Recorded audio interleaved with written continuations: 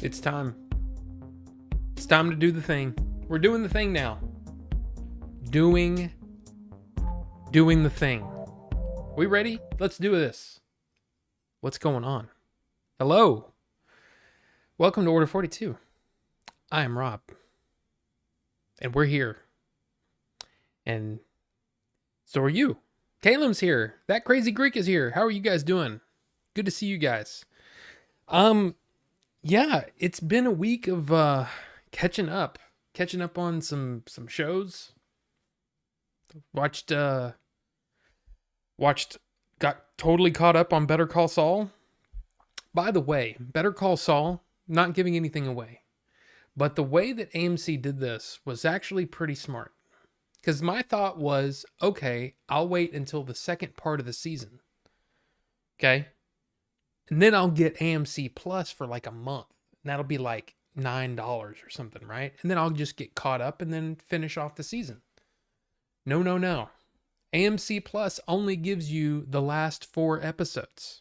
Wraith is here as well. Welcome, Wraith. Good to see you. And yeah, still got 1,000 subs. I'm kind of shocked. Now, I will say, I did lose a few today when I posted that I'm going live. I'm sure there's people that are like, yeah, I don't need, yeah, and that's fine. We're gonna lose a few, and that's okay. It's no big deal. And Bucho is here. Whoa, Bucho is here, guys. I don't know what to do. I'm a little shocked, but welcome, Bucho. It's good to see you too. But yeah, so Better Call Saul, like I said, AMC Plus only shows you the last 4 episodes. So yeah, I was like, well, I guess the only option is to buy the thing. So I just bought the last season. And Darth Octavius is here as well. Cosma, welcome. It's good to see you guys. The unsubscribers are dookie. No, not just, not, look, hey, it's no skin off our back. I was going to say sack, but that's kind of, I don't know. Little dirty. It has been a minute. It's been more than a minute, Bucho. It's been minutes, like super plural. That's when there's a lot. It's super plural. Hashtag super plural. I'm just kidding. Don't start that. That's stupid. But no, it's been a while. So like I said, got all caught up on Better Call Saul. This is in the wrong place. Needs to be like right here. Okay. What's going on here? Why? This needs. Okay. Sorry. Just. Okay. That's better. Rob hates it's been a minute. Look, I just don't like. I don't like when hyperbole for no reason.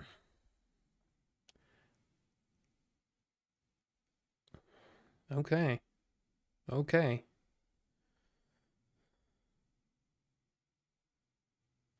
So, yeah, Better Call Saul from For All Mankind got completely caught up on For All Mankind, so that was good.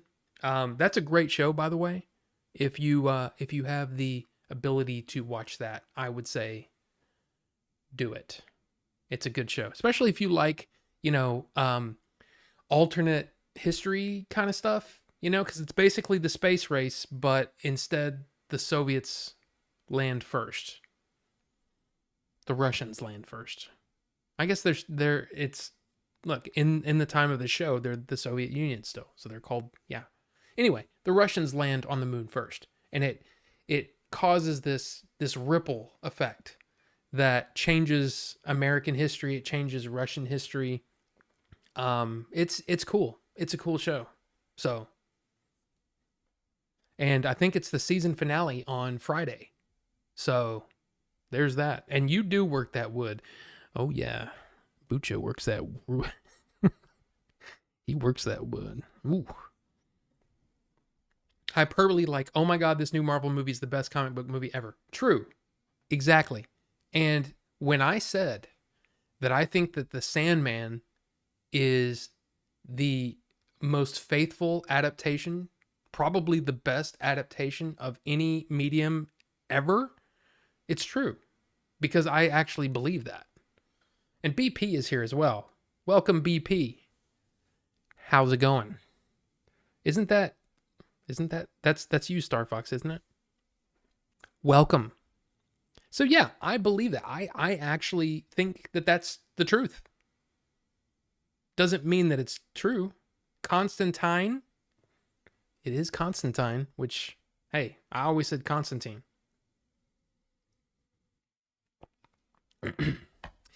That crazy Greek, sure. And that is one of those things that I've seen people say is that there really wasn't a huge reason story-wise to make that change, but it is a rights issue. It's because that is still a DC property. They couldn't use John Constantine, so they Joanna Constantine, which I thought was fine. I thought was, in fact, a much bigger part than what the character of John Constantine had in the comics. So I really liked it. You will always say Constantine. I get it. I get it. But you know, it's a thing, right? That's just part of the deal. You know, when you're making a show, when you're using existing characters, that's going to be a thing. But yeah, the Sandman is awesome. I want to watch it again, but I've got too many things too many. I was going to say too many balls up in the air, but I know you guys with your double entendres. I'm so confused now. I don't know what to say. Yeah. Sandman is also Melvor's nickname. I can see that. But I don't know. I can't imagine Sandman laughing. Melvor's laughs. Melvor likes. You guys are awesome. But I'm so glad that you guys are here, you know, hanging out, doing the thing. It's fun. It's a fun time. Let's see. What do we want to talk about first? Let's get the bad news out of the way first. Or the sad news out of the way first. First off, look, I got to say, Olivia Newton-John was probably my first crush as a kid. And to hear that she passed at 73, which is really, if you think about it, it's really not that old. Very, very sad. Of course, she had been battling cancer for many years. Eagle and Vicky are looking in. Welcome.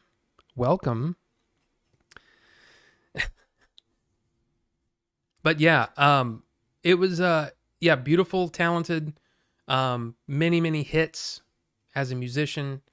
It's been a bad year. Well, see, that's the thing. It's gonna keep happening. I mean,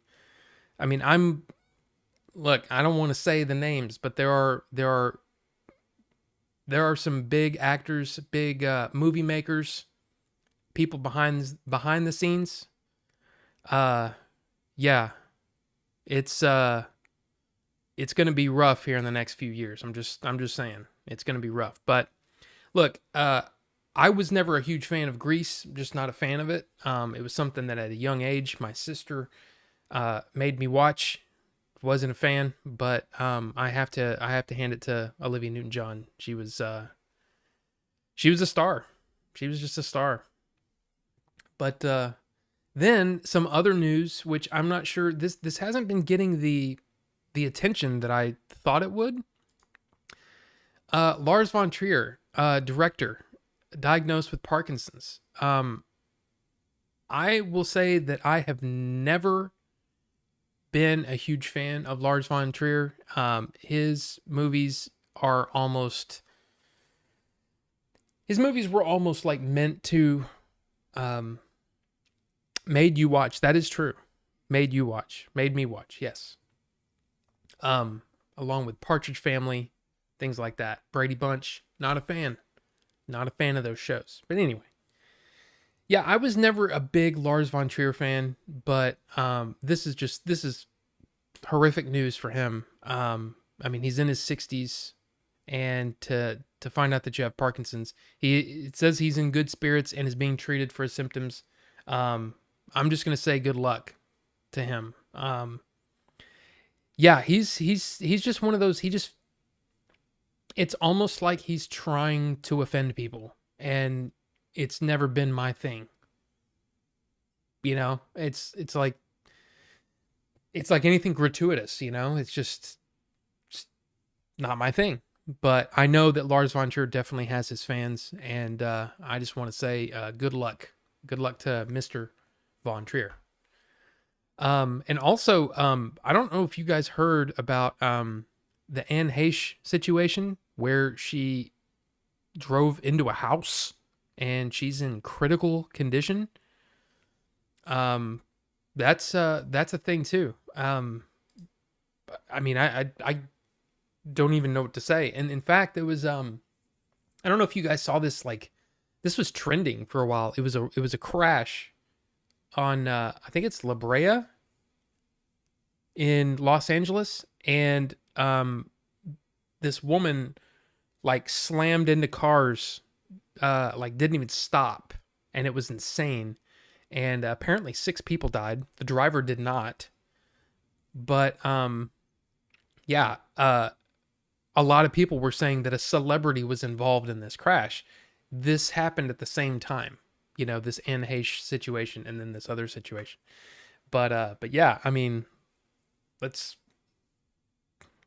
La Brea is a few minutes away. Really? Thought someone drove into her house. See, I thought it was the other way around. I thought she drove into a house. I'm not sure. I didn't read about it or anything like that, but yeah, crazy situation, and that she's in, you know, critical condition. We did a Grease play, had to dress in jeans, white t-shirt, white shirt, and a black jacket. That's right. That's right. The controversial films like Famalian. I don't know if that's controversial. It's just bad. It's just a bad movie. Yeah. It's not a good movie, like, at all. I mean, unless you're just really into yeah, that stuff. Natural Born Killers was controversial back then. I mean, yeah, but I mean, this is even more so. You know, Lars Von Trier. You know, what's the movie with Bjork? Dancer in the Dark. I never saw it, but I heard it was like that movie was rough. You know. There's also, of course, he did the movie Antichrist, which was basically it. I could not take anything away from that movie other than women suck, basically, is that what that movie had to say. And it was just a weird, twisted movie. Very, very strange. And Arrow does have a ton of controversial movies, for sure. For sure. I mean, I think a lot of Lars Von Trier movies are on the Criterion Collection. So, yeah. Anytime Bjork comes up, I can picture that swan outfit too. That was something else. But I was a fan of her music, you know, like Human Behavior and It's Oh So Quiet, and like her videos were so awesome. Every video that she ever did was just she was such an artist, you know? And yeah, I loved her videos back then. They were so good. In fact, I have in my collection of DVDs and Blu-rays, I have this collection of I can't remember the name of the collection, but it's basically a bunch of music video directors. And like there's a lot of oh god, what's his name? He directed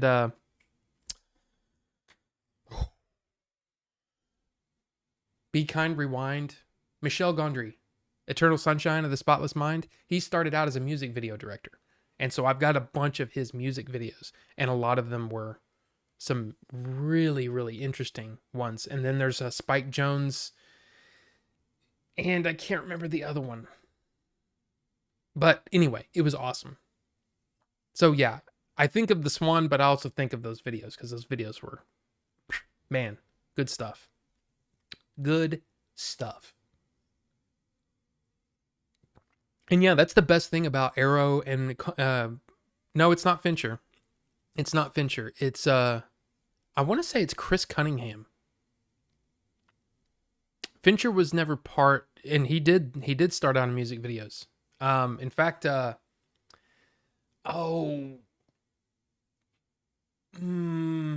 think he directed 1 Hour Photo, and I just got something in my eye. Great. Let me see. 1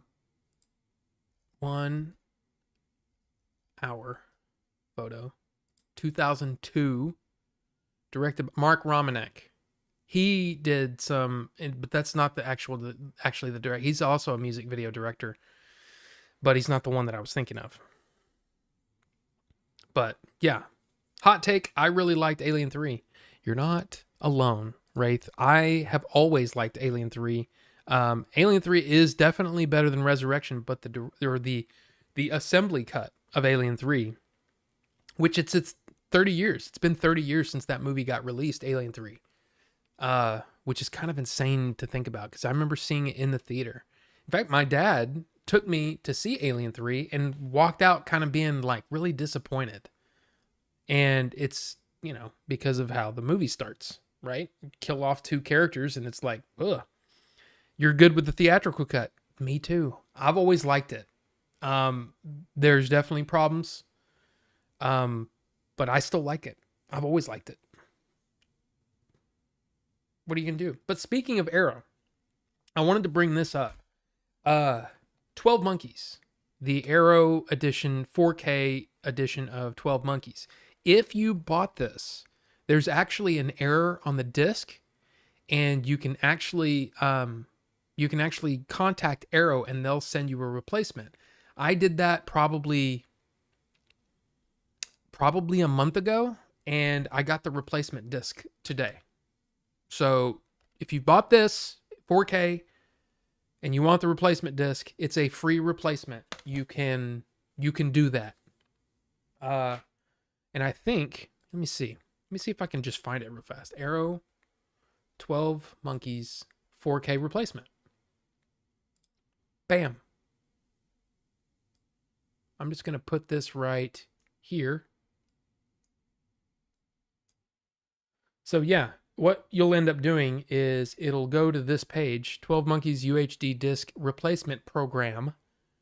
And then, yeah, you can just, you have to provide a receipt, invoice, or order confirmation for 12 Monkeys. Like if you do it through Amazon or whatever. If you do it through Arrow or Zavi, I think it'll automatically get addressed to what was on your order. These will ship out the 29th of July to give customers time to update, blah, blah, blah, blah, blah. So if you have 12 Monkeys on 4K, yeah, do that. Did people in New Zealand get a blank receipt from Burger King in an email? I'm kind of curious about that as well. I was not part of this thing. It didn't happen to me. I had no issues. Didn't get any crazy emails. You want 12 monkeys as pets? Well, you do that. You swap the one you posted on Discord for which you came from the sea. All right. He doesn't know. So apparently Burger King mistakenly sent out a bunch of emails with a blank order confirmation, which was really strange. I don't know if they've gotten down to,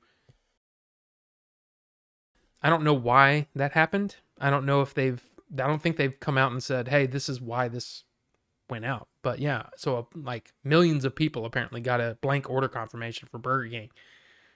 I've been to Burger King like, I don't know, 3 times in the last 10 years. So they keep screwing up my orders, man. Best DVD box set. Oh my gosh. Wraith, you had to come up with something like that. Best DVD box set.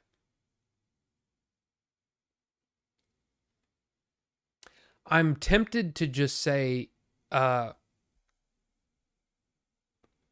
Quadrilogy set, because Charles de Lauzirika did all the special features on that, and it's an awesome going through all of those.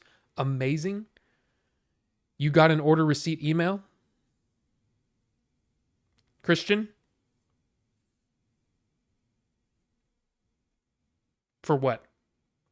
Oh man, you were going to say that? I have it. Beautiful set. It is a beautiful set. But an order receipt email for what? For what? Yeah, the Alien Quadrilogy is probably one of the best. I mean, gosh, that Skywalker Saga set is freaking amazing. Are we talking about Burger King? LOL, sorry, just got in. Oh, you got one. You got one, Christian. I got you. Sorry. I for some reason, I had already in my mind, I'd already moved past it, and I was thinking about 4K Blu-rays. So sorry about that. Yeah, there's the I really love the Blade Runner set that came out on Blu-ray not too long ago. I say not too long ago, like 5-6 years. That had all the different versions of Blade Runner. That is one of my favorites. The Matrix collection is a great one. Crap, the Lord of the Rings. Those collections are amazing. And I just, I love a box set. Crap, that Zatoichi set right there is badass. I mean, it's got all the Zatoichi movies. It's like 20 movies. And it's a beautiful set with, it's awesome. It's awesome. If you like that. Of course, I've got that Christopher, which you can't see, but I've got that Christopher Nolan set that has like all of his movies up to, but not including Tenet. That's a great one. So, I mean, dude, there's so many. I would probably say, God, man, it's so tough. Which one is my favorite? I got to do work, so I might not be chattering much, but I'll be listenifying with your ear holes and the wonders of modern technology, which is in your top 3 types of technology. I like ancient technology, myself, sundials and, cans on a string. Those are my favorites, but there you go. Dude, the Speed Racer set. It's a DVD set that I bought a long time ago. I watched the crap out of that. I love Speed Racer. I never watched Speed Racer as a kid, but after I saw the movie, it made me go, I want to see all of them. I just want to see all of them. So I watched them, and they were great. Love the real Ghostbusters cartoon set in the shape of the firehouse. It's very pricey now. Yeah, see, I intentionally did not purchase any of the weird shaped, like the only weird shaped set that I had was Star Fox's favorite movie, Terminator 2. It was a VHS set which had 2 versions of the movie. So 2 VHSs.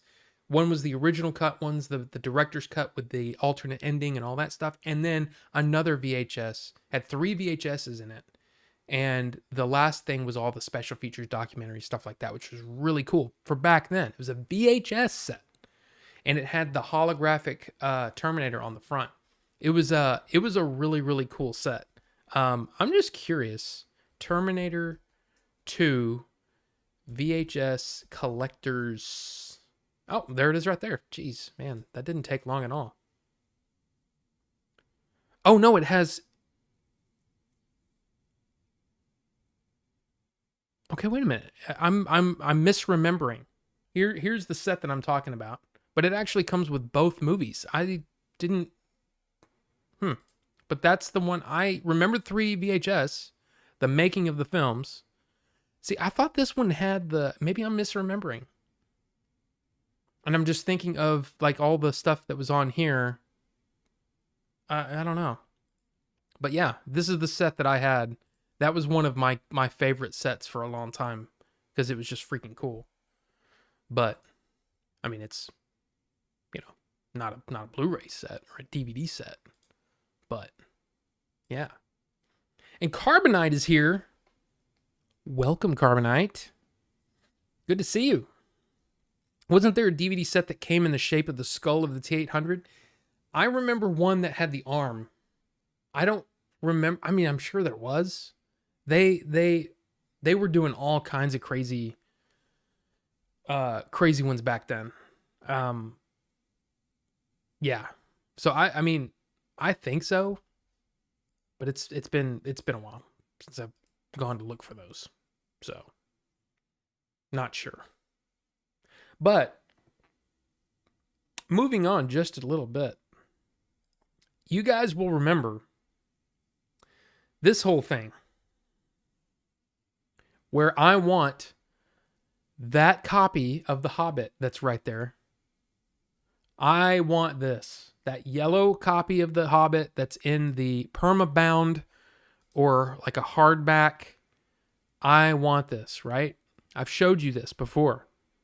And of course, if I could get all of them looking this good, I mean, I would totally buy these. But I did a couple of blind buys on Abe Books, which is kind of like eBay for books. It's not eBay. It's not like eBay. You don't bid. But I mean, at least from my perspective, when I'm buying anything on eBay that's like a book or something like that, collectible, you don't know if you're going to get something good. You know, you might get something completely crap. Well, I did a couple of blind buys on Abe Books, which is, like I said, you can put in specific ISBNs and get the best price, different used, whatever. Well, here's what I got. Both of them said that they were the hardback, hardbound, whatever, right? This is the first one I got. Does that look hardback to you? This is a terribly worn and crappy. I mean, the pages are all bent and gross. This is and it's not even the right. It's yellow, sure. It's yellow, but doesn't have the eagle on it. Okay? So I was very bummed out. Very bummed out. This was only $5 though. So, yeah, they got it from a thrift store. I wouldn't doubt it. But then, again, that yellow one is what I'm looking for. It said on the listing, it said Ballantine, which is it's Ballantine and Del Rey. I think Ballantine got absorbed into Del Rey, which is another publisher. I wanted the 1981, which is what that yellow is up there. Ballantine yellow, right?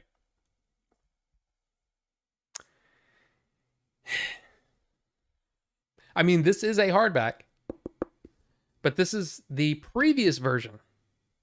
So in the years prior, this came out right before 1981. Then this one, which you can see, it's the same picture, but this is the previous version. Now, it is kind of cool because it has Tolkien on the back, and I've never owned this version. Okay, but it's still pretty cool. And what's kind of neat too is that it's from the MacArthur Library, which is probably 20 minutes away from me, and it's still got the card in it, and Janie Fuller checked it out I don't know what year that is. It just says 5/19/8. So anyway, pretty cool. And it's not in great shape. You know, it's not like a perfect paperback, but still, this is a pretty cool one. At least it's one that I didn't have. Yes. And then this one, I don't know what to do with that. I'm just gonna. So, John, love to drop in when you're talking books. Good to see you, John. Welcome. But the good thing is, bathroom reader, well, if I hadn't already read, I mean, The Hobbit is probably my most read Tolkien book. I only want that copy right there. That yellow copy. That's what I want. That's what I want. Hardback. And they call it it was like a school or library edition. So here's what I did. Over on Abe Books, they had they kind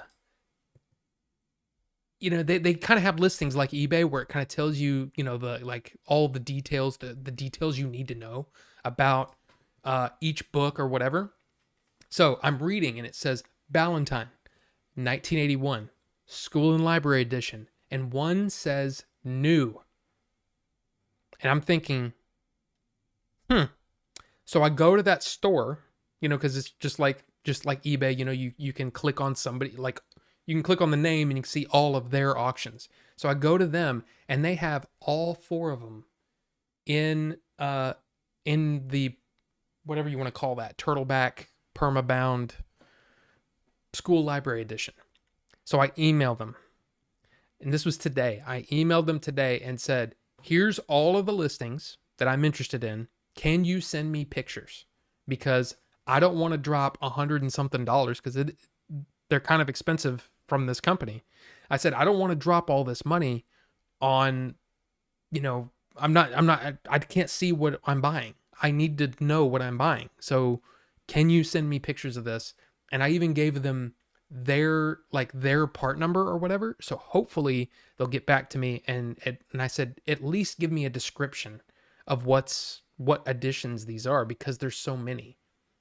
Because here's the weird thing. When you buy a book, okay, any book you have has that ISBN number on the bottom, right? And an ISBN is a unique identifier.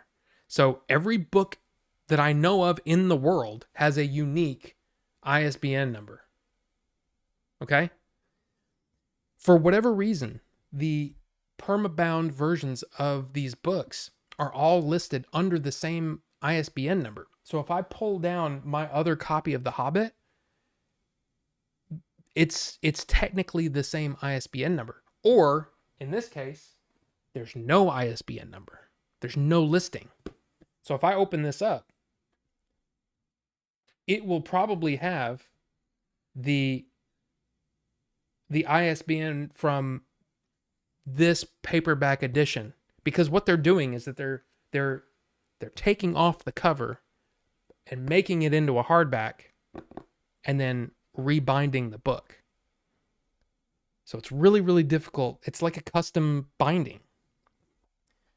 And unfortunately, no matter what version of The Hobbit that you buy, if it's in a turtleback or a hardback binding, it's going to be the same ISBN number. So it's not like I can just, no problem, just, oh, that's the one, bam, It's kind of a bummer. And I've had to learn this over time, because I kept wondering, I was like, I keep ordering the same ISBN that I'm seeing on that listing that I showed you. Because this listing has the ISBN numbers listed in here. What's with the nail, dude?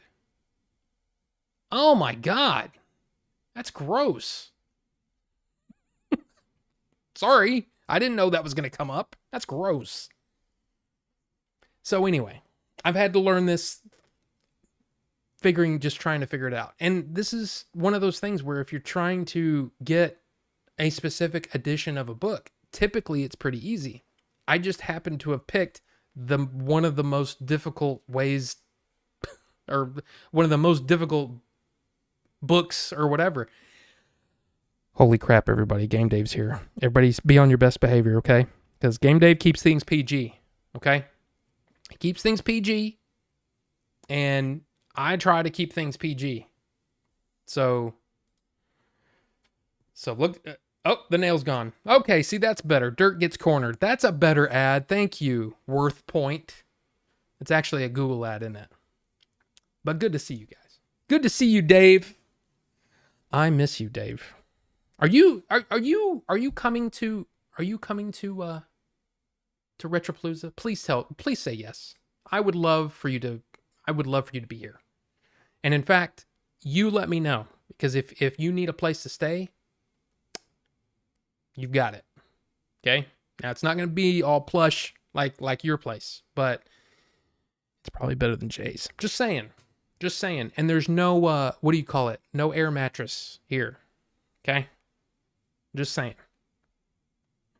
Unfortunately, the exclamation point fart doesn't work here. Okay? I can't be like this big time streamer like Mr. Game Dave over here. On a side note, I hate blind bags boxes. I want to see what I'm paying for. Exactly. And that's why I'm hoping that those people, and that was, who was that? That was Wraith that said that.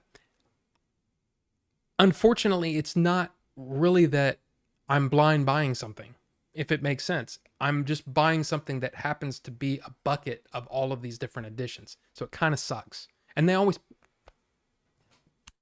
excuse me, I almost burped in the microphone and Bucho hates that. I can't remember what I'm saying now. The burp completely derailed me. But you know what? I will just say this. Adventures in Game Chasing, if you didn't know, was an official selection at the Boston Independent Film Awards. And those awards took place on Friday. And Adventures in Game Chasing didn't win anything. It didn't win. It's okay though. I didn't look up a lot of the movies that won. And from what I can tell, the Boston Independent Film Awards does this like every 3 months. And it was just a thing. It was just a thing. But we got selected, and that's something that I think is pretty cool. It's still pretty cool. Winning is not everything. It is something, but it's not everything. Now, you might be wondering, well, Rob, didn't you say that you guys entered? Rob hates that festival. I don't hate it. And it's not rigged. I think that it's because Dave is so, let's say, he just talks in a lot of off-color stuff in the movie. That festival hates fun. That is absolutely true, Leon. Absolutely true. And in fact, Dave, if you're still here, Leon's planning on coming too. So that's a thing. Just inappropriate. Yeah. No, I honestly think that a lot of the awards are going to be for the, the kind of movies that, that win awards. These it's overly dramatic, some might say boring movies. I just think that Adventures in Game Chasing is a different kind of movie. It's a crowd pleaser. That's the way that I look at Adventures. It's an entertaining, goofy, fun movie. I just yes, Caleb, that might be the reason. No, they didn't see the pages. But yeah, I just look, the fact is I am proud of the movie, and I think we've got a lot of things going for it. I think there's a lot of things going for it. You know what I mean? So, like I said, we entered Kevin Smith's film festival, and we were supposed to hear this coming Friday, the 15th. I went onto the site today, and they have moved it again to August 22nd. So we will know, hopefully they will nail things down, and we will know if we're in the Smod Castle Film Festival in, I think is it Red Bank, New Jersey, or Leonardo, New Jersey? And as far as I know, they're planning on doing a full festival, meaning they're going to show the movies, in which case we're going to try to go. And this is, let's see. This is the event takes place on November 30th, but I think it goes for 5 days. So just keep that in mind. If for anybody who's actually wanted to go, I honestly, I kind of want to go anyway. If I could make it up to New Jersey, I would totally just go to the film festival and watch the movies that they've selected. I think that would be really fun. The good thing is we should know by next Friday, so the 22nd. And if we get selected, I believe Kevin Smith interviews all the selected people involved, which I think would be really, really cool. So yeah. Yeah. I think it's really, really cool. I'm very, very excited about that one in particular because I think it fits the festival, you know? Like you go to these stuffy, think of Adventures in Game Chasing at the Academy Awards. Sure, it's a crowd pleaser, but it's not exactly the kind of movie that the Academy would typically look at and say, "Oh yeah, we want to award this movie." It's just like comedies, horror movies, comic book movies. They don't typically get that kind of attention from the Academy. And I think that in a lot of cases, these film festivals try to look at the Academy as they kind of look up to them and they're trying to be that. So they're like, oh, well, we need to pick something that's all, stuffy. And I shouldn't say that because there's probably some fantastic movies that they picked, but it's just not our movie. But yes, change the movie's name to Batgirl and Kevin Smith will definitely watch. Yeah, I saw that. I saw that he was very, yeah, he was definitely on their side. But on a positive note, the date keeps getting moved back and it insinuates that they're actually taking the time to scrutinize the movies well. I mean, you would think so and you would hope so. See, my hope is that there's the people that are Ernie, I think his name is Ernie. The guy from, what's his name? We looked this up last time. The guy that's running the festival will watch the movie and he'll go, dude, this movie is really up Kevin's alley. Kevin, you need to watch this one. You know what I mean? That's what I'm hoping. Because Kevin Smith is so busy right now promoting Clerks 3. And he's doing the thing where he's touring around with the movie. So I don't know if he's going to be watching the movies that get selected. But my hope is that the movie strikes a chord with these people and they go, Kevin, you really should watch this one. This one's right up your alley. That's what I'm hoping anyway. Those academies are stupid then. I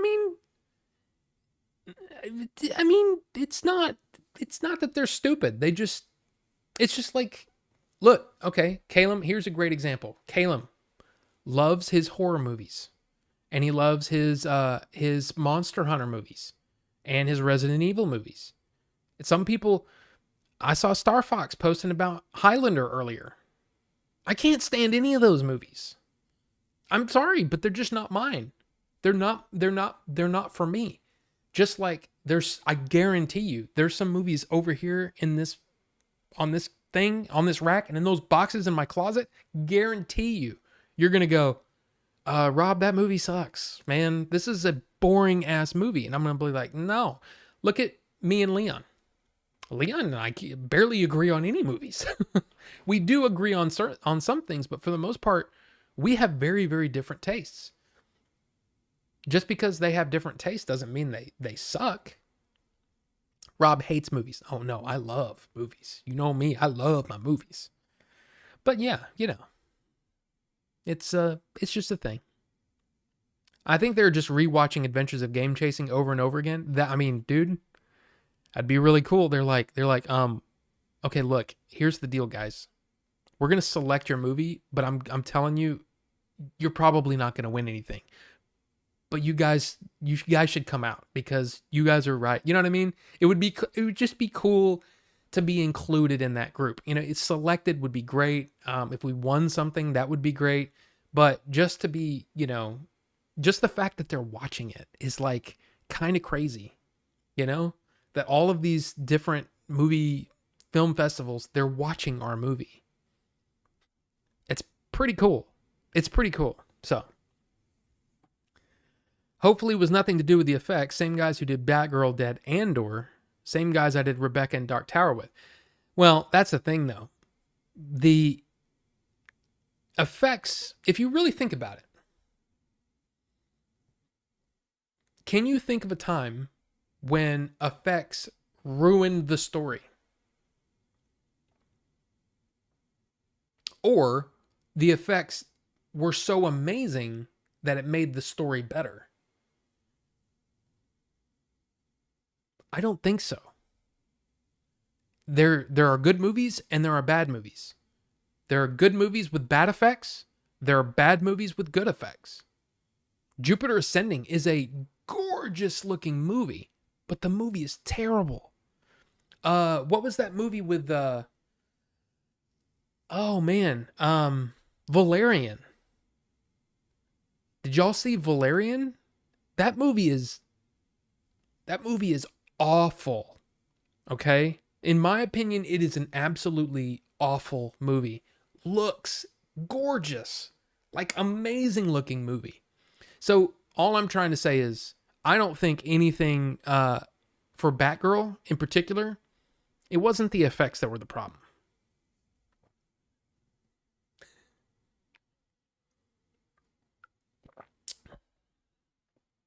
Leon hates bad movies like Prey. Well, I've been going through John said, I've been going through the AFI 100 list. Critics and awards don't always make a good flick. I tried to watch Taxi Driver today. Pretty painful. Yeah. Got to cleanse your eyes with some Pacific Heights. That's right. You get some good old Michael Keaton and Melanie Griffith action. That is right. It's been a long time since I've seen that movie. And I mean, I'm a Michael Keaton fan. But yeah, the thing, Prey is a war crime. I mean, I don't know if it's a war crime. Hey, man, Blockbuster days, man. It's weird how I have this weird Rolodex of stars and people, like, you know, like I know. Yeah. But yes, got to cleanse your eyes with Pacific Heights. Okay. All right. Good practical effects are timeless, e.g. The Thing. Exactly.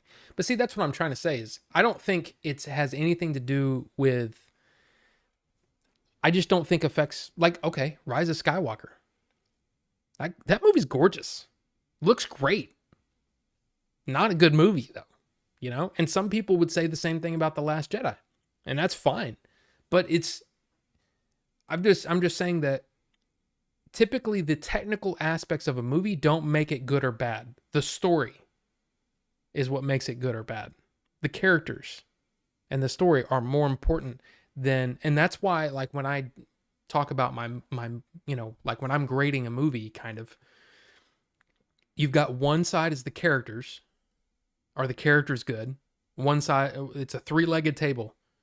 One side is the characters, one side is the story, and the other side is the technical. Typically, if you have a short leg on any of them, your table's going to topple over and the movie's not going to work. Okay, if you can imagine, I need to do like a graphic of the table, of my tripod table. But to me, that's how it works. And typically, the technical side, if the story and the characters are good, I'll give you all kinds of leeway on the technical side because the characters and the story are so good. But there you go. Taxi Driver was made when people still had an attention span. Oh, I remember I watched Taxi Driver and I go, okay, I get why people like this movie. Not for me though. I just don't think that it was my kind of movie. And sure, some of the cinematography is interesting. The acting is good. But it's just not my thing. Priya is just a reboot of original Predator. Some of it was okay, but some of it was pretty awful. I have notes, but they're spoilery. Yeah, don't get into spoilers because there's a lot of people that didn't watch it, but there's a lot of people that did. Holy crap. They broke some records. You need to put in time and pay attention to truly appreciate Taxi Driver. I mean, that's I would not say that that's wrong, but it's just not, the story and everything wasn't interesting enough for me to devote that kind of brain power to it. You know what I mean? The Predator doesn't understand his own equipment. I mean, I don't know. Wait a minute. I shouldn't have to do that. For some movies, you do. See, to me, I think The Last Jedi rewards you with multiple viewings. There's more to the story. If you allow yourself to get into some of the other story elements, those story elements hit harder. But the problem is The Last Jedi was so divisive, like right off the bat. People were completely turned off by the movie because of, whatever, Luke throwing the lightsaber, the your mama jokes at the beginning, whatever. It takes people out of that movie. And that's why I'm trying to come up with a good term for it. It's that point in the movie where you switch off and you go, okay, this movie's not going to work for me because of whatever just happened. And I have been calling it the disconnect point. It's that point in the movie where you go, it's kind of like, you ever watch a movie with some other people, right? Not just watching a movie by yourself, but with other people, usually in a small room. You're watching it with 3-4 people. And the minute that you start joking about something is the point in the movie where you've been lost. You're no longer an audience member. You're not watching the movie to be entertained anymore. And that's where I think that there's a lot of movies that if you can identify that disconnect point with different people, then you can try to make adjustments. I was thinking about it in the terms of like test screenings. If you can find their disconnect point, what was the point in the movie that you checked out? Some people won't even know. I mean, for The Last Jedi, it's pretty obvious. I mean, I think most people, they're almost checked out with the your mama jokes. And then when Luke throws the thing sort of comically, the music helps comically over his shoulder. It makes you go, okay, what the hell is this movie? And I get that. I completely understand it. But for me, at that moment, I was more intrigued than I was pissed off because I was like, okay, we're in for something different. I like this. What else you got?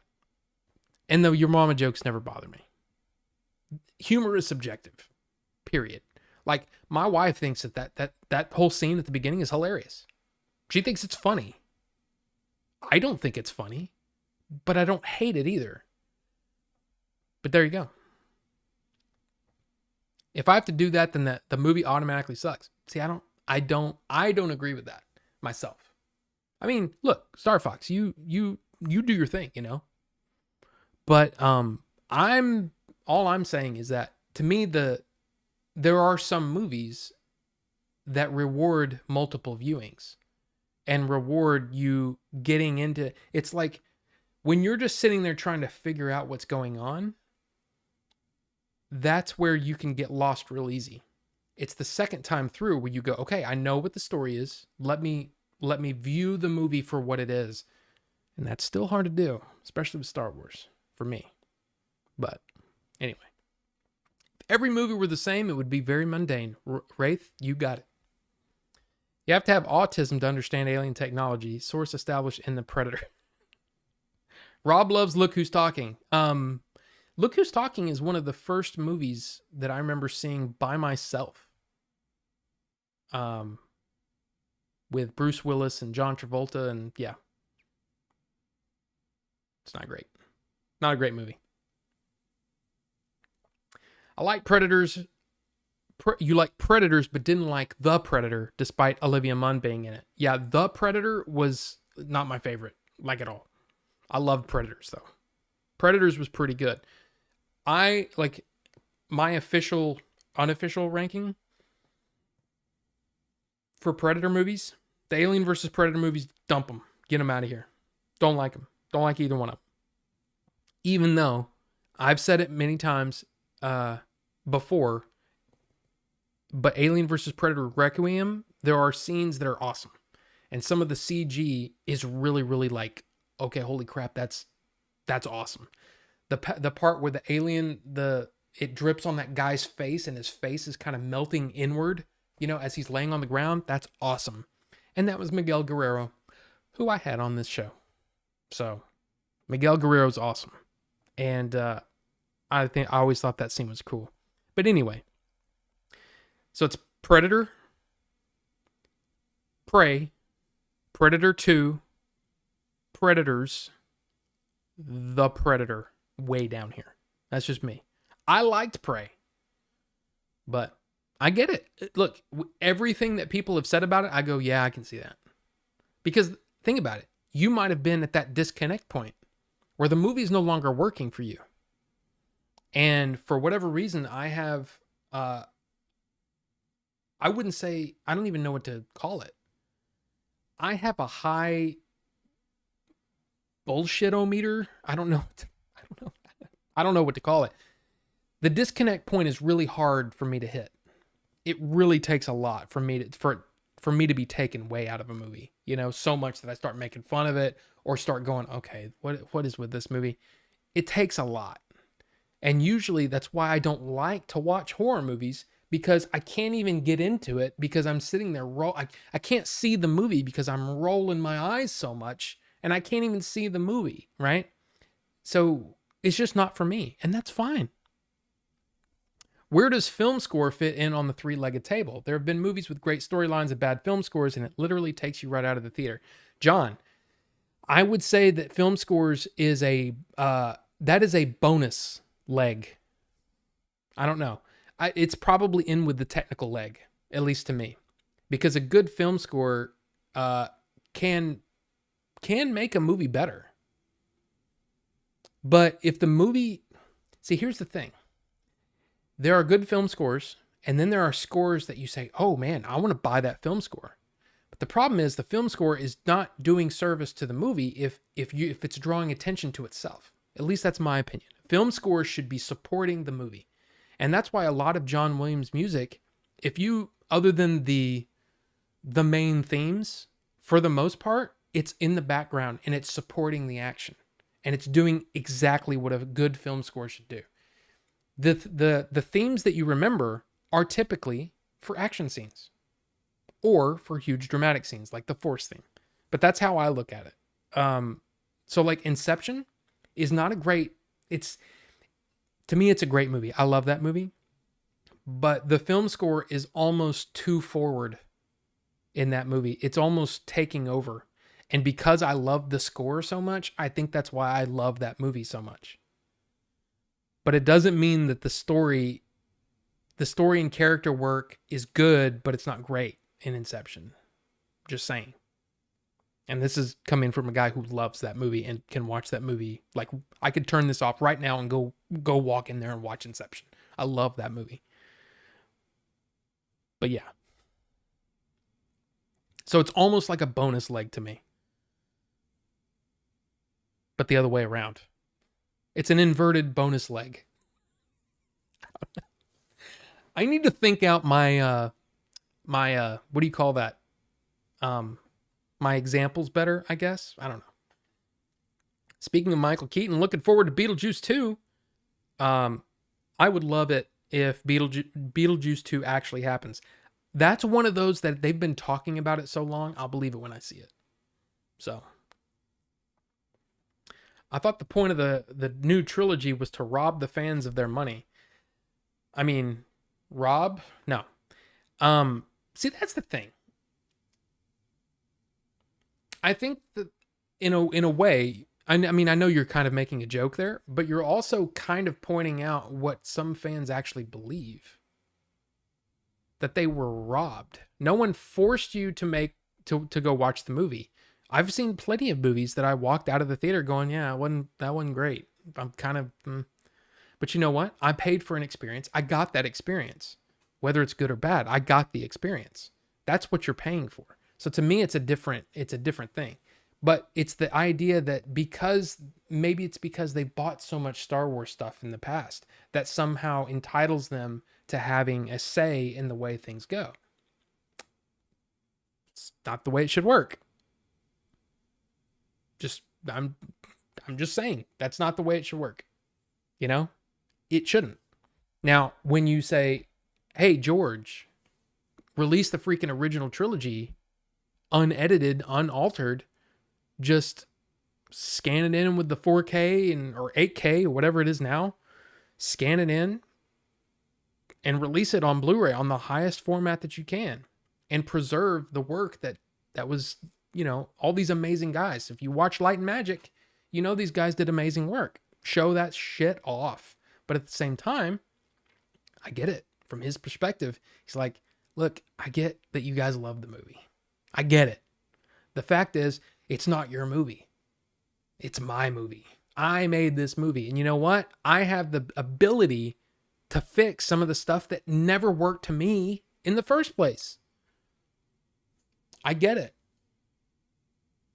I still wish he would release it just for, hey, it's kind of like a musician records an old song or records a song, and then 20 years later he goes back and he goes, man, I wish I could probably do that better now. Sure, you can re-record it, but it should always be there too. So I see both, points of view there. It's a weird thing. Anyway, boy, that was a sidetrack. I appreciate Taxi Driver for when it was released. Wait, hold on. Oh my God. How much have I been talking? Holy crap. Don't like De Niro, the 70s saxophone porn films. See, I don't even remember. I barely remember it. The shelf moment. The game gets turned off and put away on the shelf forever. Well, I mean, yeah. Knights of Old. I still am. I've still got your suggestion on the list. Just know that. But I feel like it's even different. It's even, I don't know. I always heard a movie has to hook you in the first 15 minutes or you won't like it the rest of the way. I mean, gosh, dude, if there was a, there's been times when I'm just on a movie and then the ending just makes me go, oh, okay, that's awesome. So I think it's either way, like porn, possibly. Sorry about the double messages, technical difficulties. I didn't notice.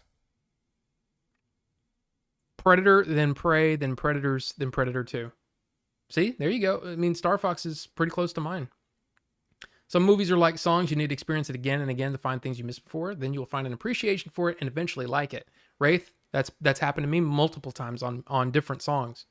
But at the same time, I can understand that if a movie doesn't work for you the first time, like for example, there's plenty of movies that I've watched and I go, yep, not watching that again. I don't care how good it is. I'm not watching that again. It's just not for me. But I totally get what you're saying though. Like for me, there are movies that they do something to you and they mean different things depending on how old you are too, or how much experience you've had in your life. Different movies are going to affect different people different ways. It's like any art, right? I was talking about you in particular earlier about attention span. Just old movies tend to be slower paced, less cuts. See, that's the thing. I'll tell you right now. Okay. You guys, I watched KGF Part 1 last night. And I'm doing the review on Thursday. I've got to see some more about it. Maybe watch a little bit, some scenes again. Holy crap, the edits. It is so fast paced. It is wow. And it's subtitled. So you're constantly having to, okay, I missed what they said. Wow. But yeah, I don't think more cuts is actually a good thing though. Like to me, you should be very lean on your filmmaking technique, meaning longer cuts and do as many different takes, different setups as you want to capture that moment. But you don't need to, not every scene needs cuts like that. It's ridiculous in some cases.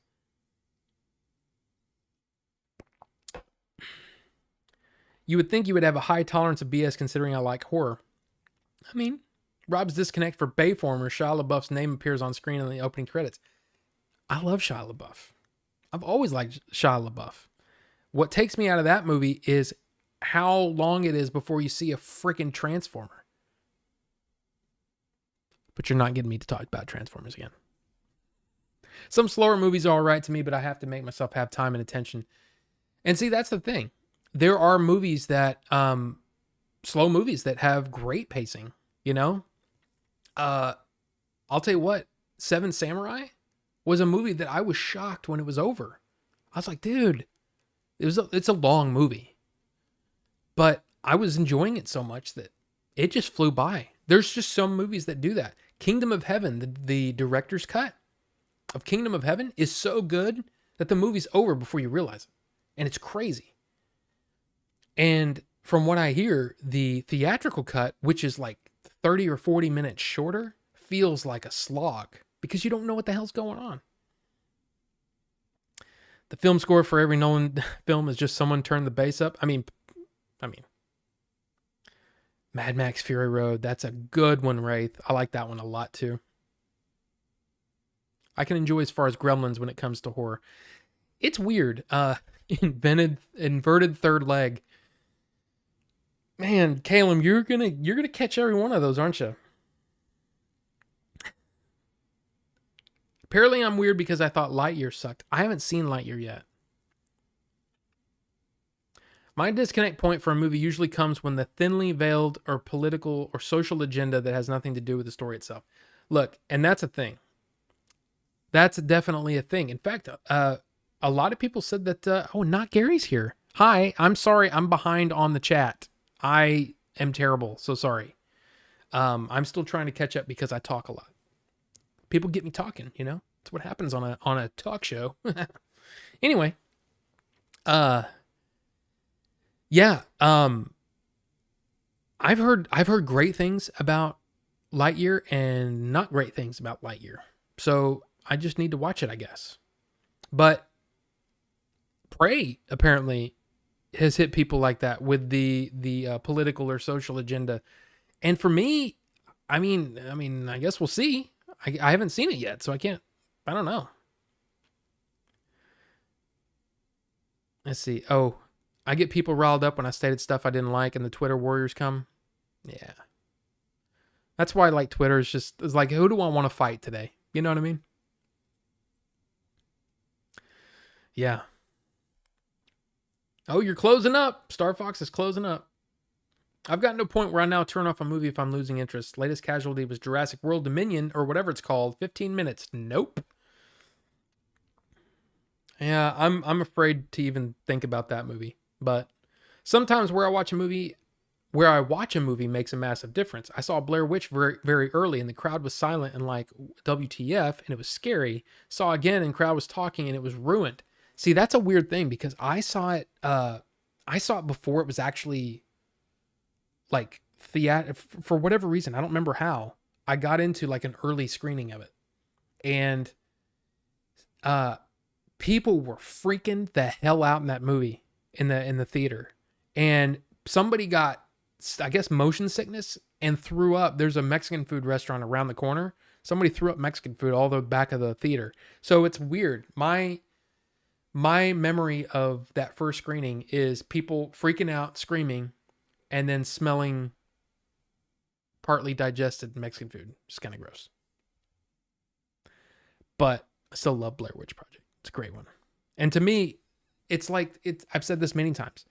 You can never see a movie for the first time more than once. So I'd like, in a lot of cases, for these movies that I'm really, really interested in, I don't want my first time to see it sitting in front of a TV. I want to see it in a theater with people because that's, to me, is the purest form of viewing a movie.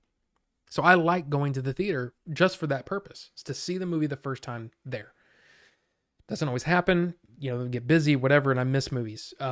But I love the fact that I can remember what happened when I saw Prometheus or when I saw the first Avengers or the Empire Strikes Back, Return of the Jedi. I remember the first time that I watched those movies, and it's cemented in with the memory of the movie. It's become part of it, 12 Monkeys. I remember I was getting sick. There's so many different situations like that where I remember absolutely where I was. I remember when I saw the movie Strange Days from 1995. Will we ever get a 4K of that or a Blu-ray of that? Official? I don't know. It's got a lot of scenes that are like, holy crap. But I remember seeing that and being absolutely just floored. Like, oh my God, this movie is just insanely good, insanely amazing, and there's no one in the theater with me. I'm like one of like 5 people in this movie opening weekend. I think it was opening weekend. It may have been opening week. But anyway, I remember that. And then remember going, yeah, nobody knows about this movie. So yeah, I don't know. I hate camera cuts. Like, I really wanted to see Brick Mansions with Paul Walker, but when I saw like 8 camera cuts, yeah, just opening a door, it was like, nope. I agree. I hate that stuff. I don't like it. And Taken is it. Taken. Look, a lot of action movies these days, the reason there are so many cuts is to hide the really, really bad action choreography. It also matters with whom you watch the movie. I've had crappy company make a good movie suck hard. Yes. Watched Blair Witch for the first time on your VHS, and my neighbor completely coincidentally tried to get my attention by shining a flashlight through my bedroom window at 1 a.m. Made the film a lot creepier. Oh yeah. I disconnect when you can successfully predict what happens next. And Prey definitely had plot armor. I mean, look, every movie has plot armor. I mean, do you think that the hero or heroine of a movie is going to die? Most cases, no. So, that's a thing. Blair Witch was scary AF, but it gets a lot of hate. I still think that movie is what they pulled off and how much money they made. Man, it's a simple story, masterfully told, masterfully edited, and then on top of that, the promotion around that movie was just ridiculous. Man from Earth is a slow movie with Rick Berman. That's a good one. As one of the writers, love his work with Star Trek. Slow but riveting. Made me even watch the sequel. I haven't seen Blair Witch. I own it, so you may watch it this weekend. And you have to watch the original one because they did a new version of the movie, and I think it's called Blair Witch. You need to watch Blair Witch, The Blair Witch Project from late 90s, right? Worked in a cinema when we had the Ryan Reynolds Amityville movie out. A seagull died in the roof and maggots were dropping from the ceiling. 3 seats were sectioned off, made the movie better. Holy crap. Loved seeing Fear and Loathing in the theater. Wasn't expecting it at all. Hunger Games had a lot of cuts in it. Watched that last weekend. I haven't seen Hunger Games since they were out. 16-Bit Pete. Holy crap, it's 16-Bit Pete, everybody. How's it going, Pete? Do I watch Cobra Kai? I do. It's not my favorite show, but I do watch it. More movies should do camera work like those Indonesian movies like The Raid and The Raid 2. Heck yeah, man. Those movies were pretty awesome. But you know what? Speaking of Jurassic World and how much Leon loved Jurassic World Dominion. Look at this. Jurassic World Dominion extended cut set for digital and Blu-ray release this month. I think it comes out on August 16th, which is next week. So a digital and Blu-ray. For those people, look, there's going to be people that are fans of this movie. I'm not one of them. And yes, Mike Barnes was confirmed today for season 5. That is right, Pete. I don't have that on the list of stuff because I don't care until it's here most of the time. Casting like that, since I'm not a huge Karate Kid fan, I just figured, if somebody brought it up, I'll talk about it. But there you go. Mike Barnes is back for season 5 of Cobra Kai. We'll see how it goes. We will see. But look, 14 extra minutes, including a new intro to the movie. Yeah, that's a thing. I just thought I'd bring it up for those physical collectors. There's people that will buy Jurassic World Dominion, even if they don't like it because it's part of the Jurassic World set. I get that. Christian VS says, loved Man from Earth. It's a good one. The first time I ever caught a premiere of a movie was the first Avengers movie with me. That was one hell of an experience. Wasn't it, John? It was fun. Dude, there is nothing like, that's why I miss premieres, man. Not this Thursday at 7 p.m., even though that is very convenient. The problem is the Uber fans are now spread out. Now, usually you had all the Uber fans in that area would go to that first midnight screening because you know what? They've taken off work the next day. It matters to them. They're there to see that movie. They're not there to just, we're not just here watching a movie. We're here for this and this only. We want to experience it together, all that kind of thing. I remember having to stand in line for 4 or 5 hours outside waiting for the movie to start seating so I could watch a movie. There's nothing like that experience. That experience is gone now. Now you just say, oh, well, I guess we'll go to the 8 o'clock showing. What do you think? And then you pick your seats and you walk in 5 minutes before. But for me, the way that it used to be is it used to be an experience. It wasn't just the movie. It was all the conversations with your friends and whoever else happened to be there in line for those however many hours. You're meeting people. You're talking with people.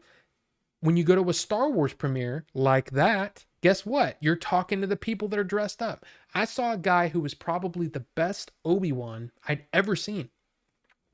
And what was cool is I saw him at episode 2 and I saw him in episode 3 and he changed his outfit and he looked great. He looked like freaking Ewan McGregor from episode 2 with the longer hair.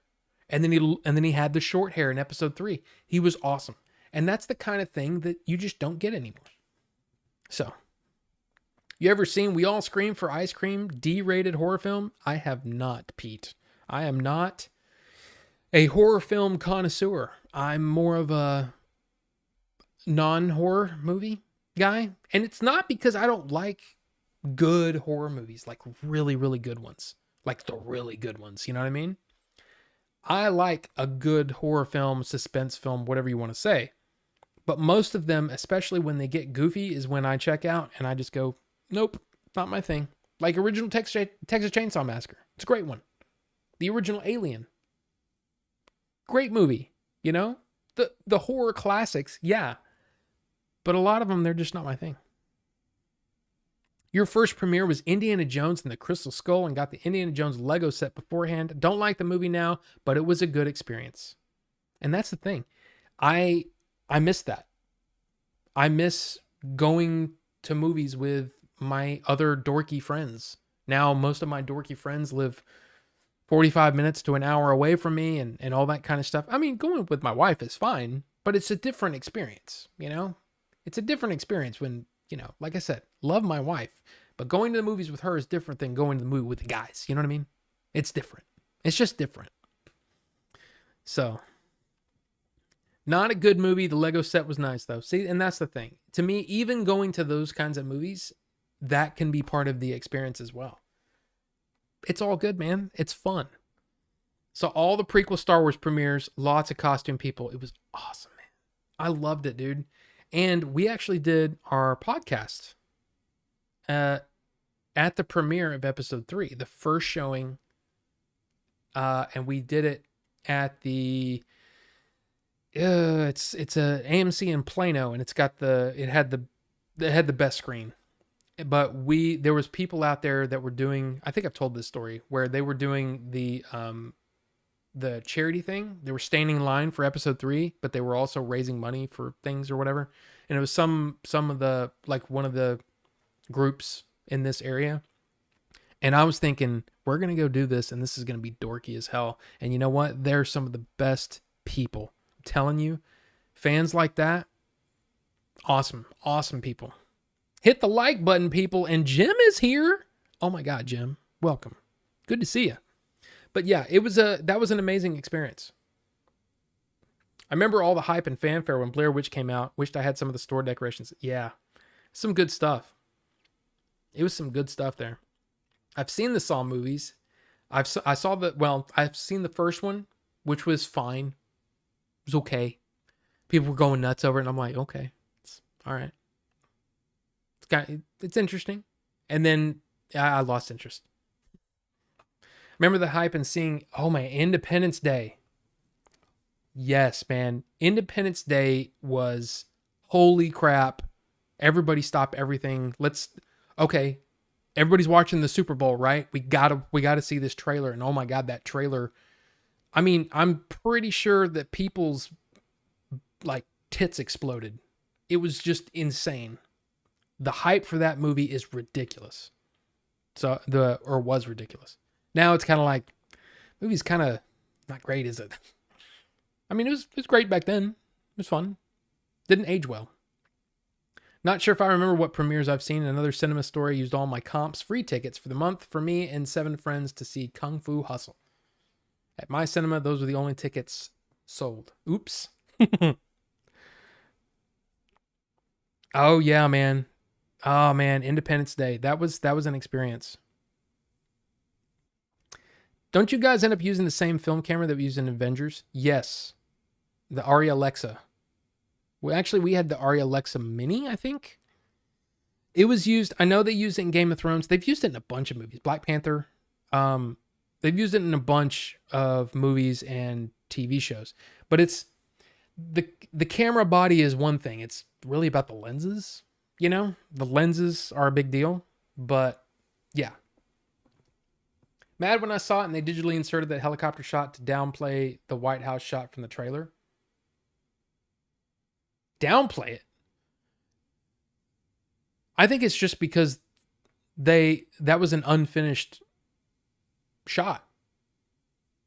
What we saw in the original trailer was just the White House being exploded, but the storytelling was that there was one of the White House aides were getting on the helicopter, and it shows the helicopter being destroyed as well. So, just saying. Definitely failed that franchise. I never even saw the second one.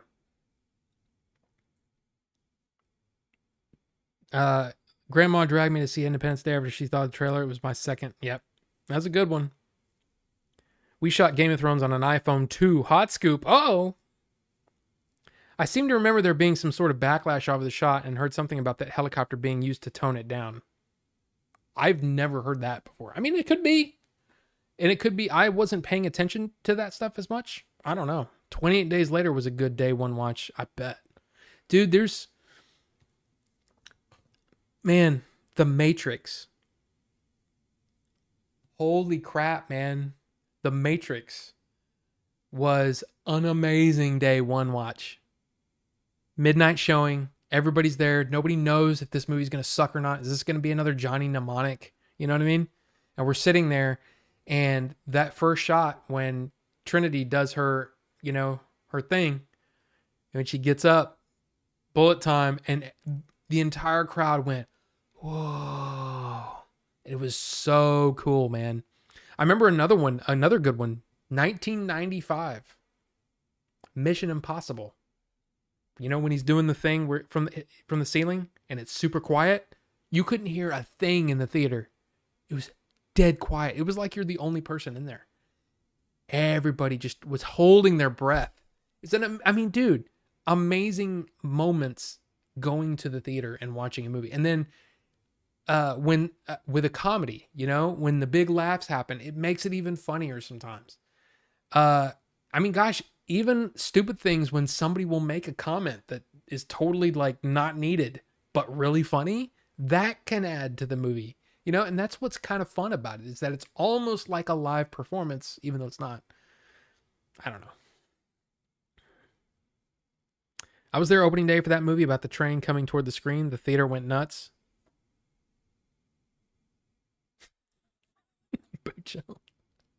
You mean like the first yeah. Waterworld Day 1. No wonder I hate movies. I don't think Waterworld's that bad. It's not that good either, but it's not that bad. Everybody cheered when Yoda dueled Dooku. See, it's weird. I remember there were, because that was one of those where I was really, really in tune with the wares sites. you know? Arr, you know what I'm saying? I saw episode 2 like 3 days early. So I'd already seen it. And I was with one of my friends and I looked over and was watching his reaction. And he looked like he was enjoying it, but he was also confused. And I hated the fact that when he finished and he picks up his cane, everybody started laughing. And I'm like, do you guys understand how the Force works? It's like an immediate energy drink. And then as soon as you let go of the Force, you're back to being your old decrepit self. And he goes, ugh. You know, he's like taking that first step. And I'm sitting there going, dude, I love that so much. And people were laughing at it. And I'm like,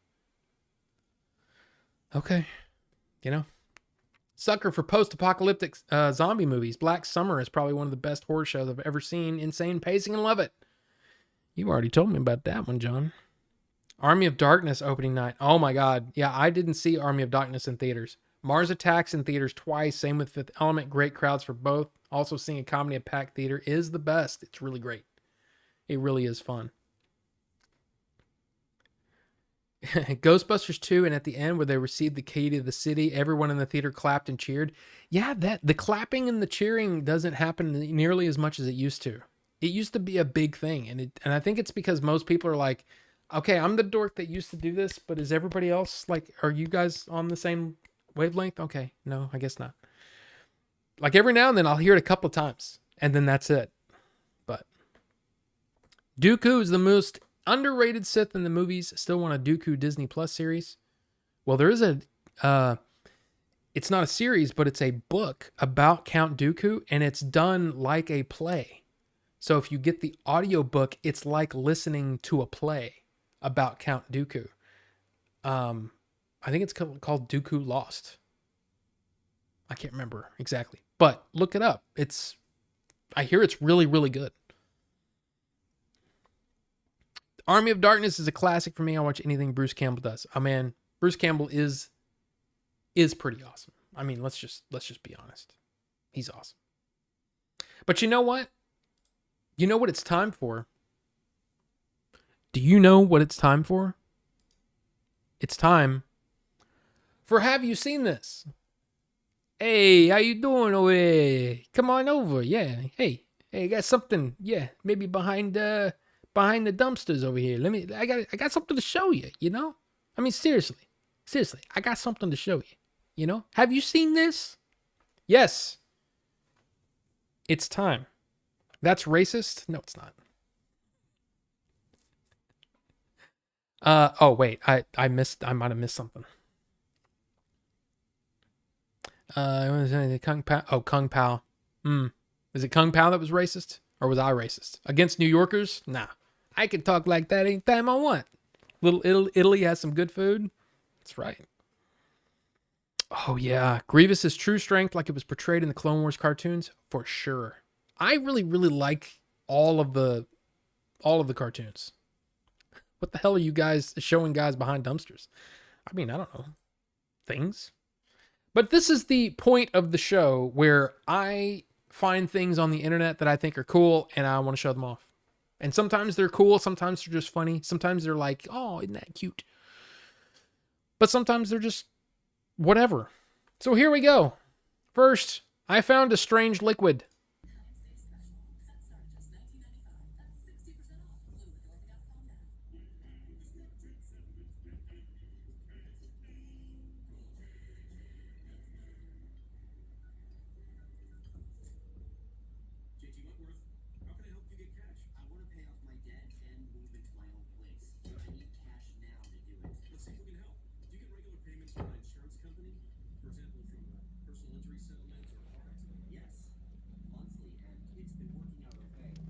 There you go. All it is it's a cat going into the bowl there. I think cats are one of those. Cats are kind of like, this is going to sound bad, but it's like usually when a man does something and hurts himself, he's usually just kind of like, you know, whatever. It's no big thing. But then a lot of women tend to, when they do something and they either hurt themselves or they make a mistake or something, they kind of try to play it off like like nobody saw that, right? I feel like that cat was basically, I looked cool doing this, right? And that's what made me laugh. It just made me laugh. And hey, look, I'm not trying to be all sexist or anything like that. I'm just trying to say it's something that I've noticed. Because when I do something stupid and I hurt myself, I'm like, dude, I'm stupid. I hurt myself. New York pizza. You have that same liquid but gray? Yeah, that purr, man. Nothing can make me watch Kevin Sorbo. Yeah, Kevin Sorbo's a cheese ball. Just saying. Just saying. Not sexist or racist. But here's another one. This one's pretty funny. And what's great is that you don't need to know what they're saying.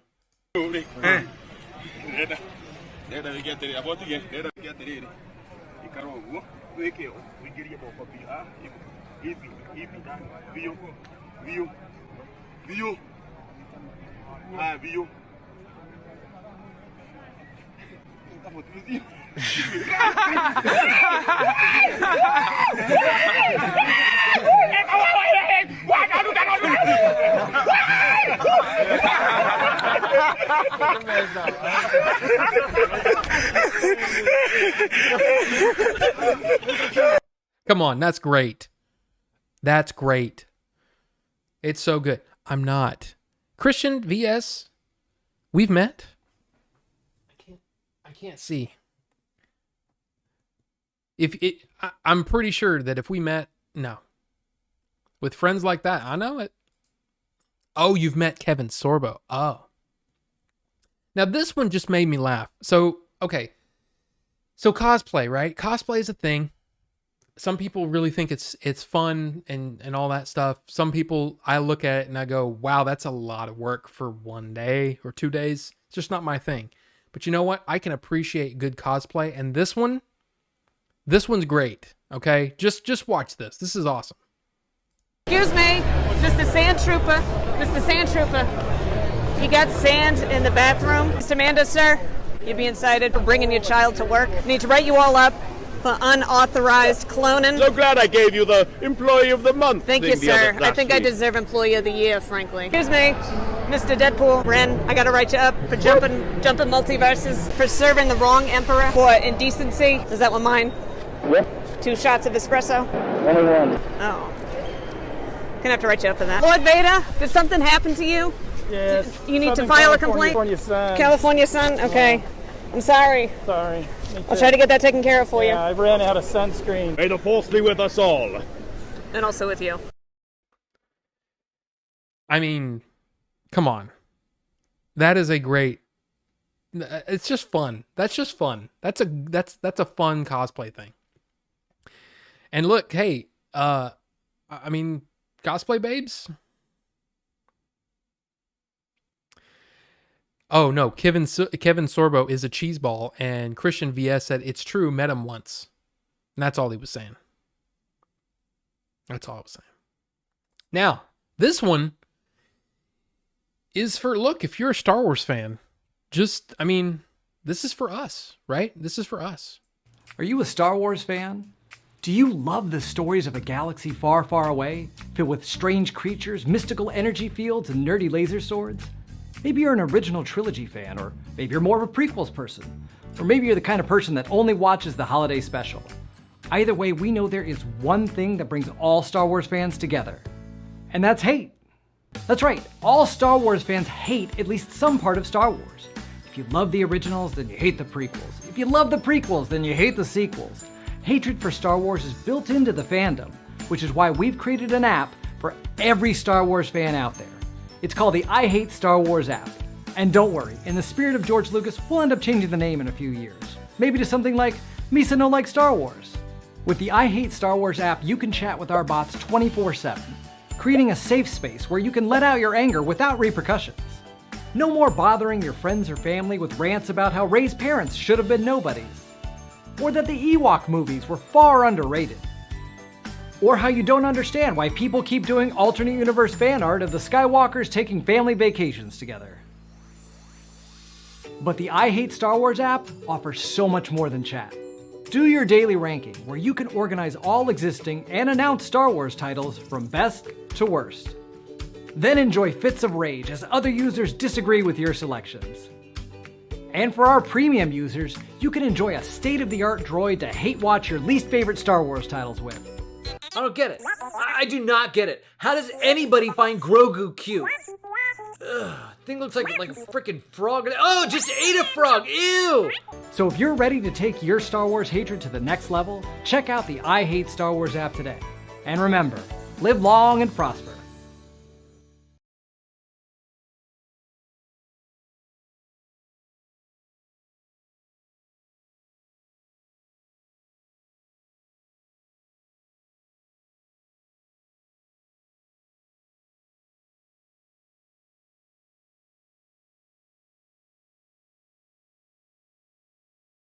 Sorry. Comedy Cheat Codes is the YouTube channel. Sorry about that. So, yeah, I thought that was pretty on point, pretty funny. I love it. I thought that was great. But yeah, sorry about the mic. Sorry about that. We're all back to normal now. But there's one more thing that I want to show you. One more thing, and this is an oldie but a goodie, okay? An oldie but goodie. It's a little Carl Sagan.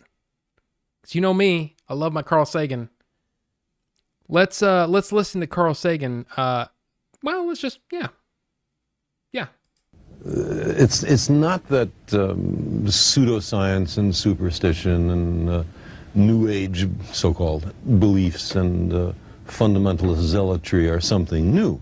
They've been with us for as long as we've been human, but we live in an age based on science and technology with formidable technological powers.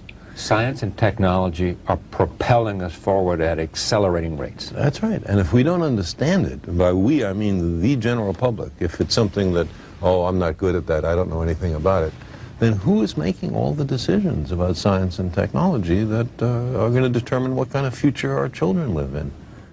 But what's the danger of all this? I mean, you know, this is not the thing that... There's two kinds of dangers. One is what I just talked about, that we've arranged a society based on science and technology, in which nobody understands anything about science and technology. And this combustible mixture of ignorance and power, sooner or later, is going to blow up in our faces. I mean, who is running the science and technology in a democracy if the people don't know anything about it? And the second reason that I'm worried about this is that science is more than a body of knowledge. It's a way of thinking, a way of skeptically interrogating the universe with a fine understanding of human fallibility. If we are not able to ask skeptical questions, to interrogate those who tell us that something is true, to be skeptical of those in authority, then we're up for grabs for the next charlatan, political or religious, who comes ambling along. Hey guys, welcome to Forward. And we're why a are new type you of doctor's autoplaying? office Stop. that's providing Stop preventative it. primary care. Shut up. So there you go. There you go. So I think that's awesome. I think I ran across that. I love Carl Sagan, by the way. Sorry. I love Carl Sagan. And yeah, if you haven't seen Cosmos, if you can seek out Cosmos, the original series, man,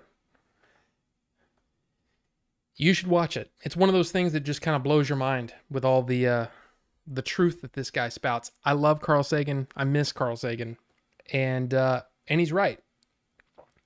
And it was something that somebody posted. It was actually Robert Meyer Burnett who posted that video, and he posted something else. And again, I know I probably have an uncomfortable, weird man crush on Robert Meyer Burnett, but I love the guy. I think he's really, really smart, and I like a lot of his ideas and stuff. And when he was talking about how, there's no 30-second sound bites anymore. It's all like 10-second sound bites. And I'm like, what have I been saying all this time? And I think that, look, I'm just going to say this. I think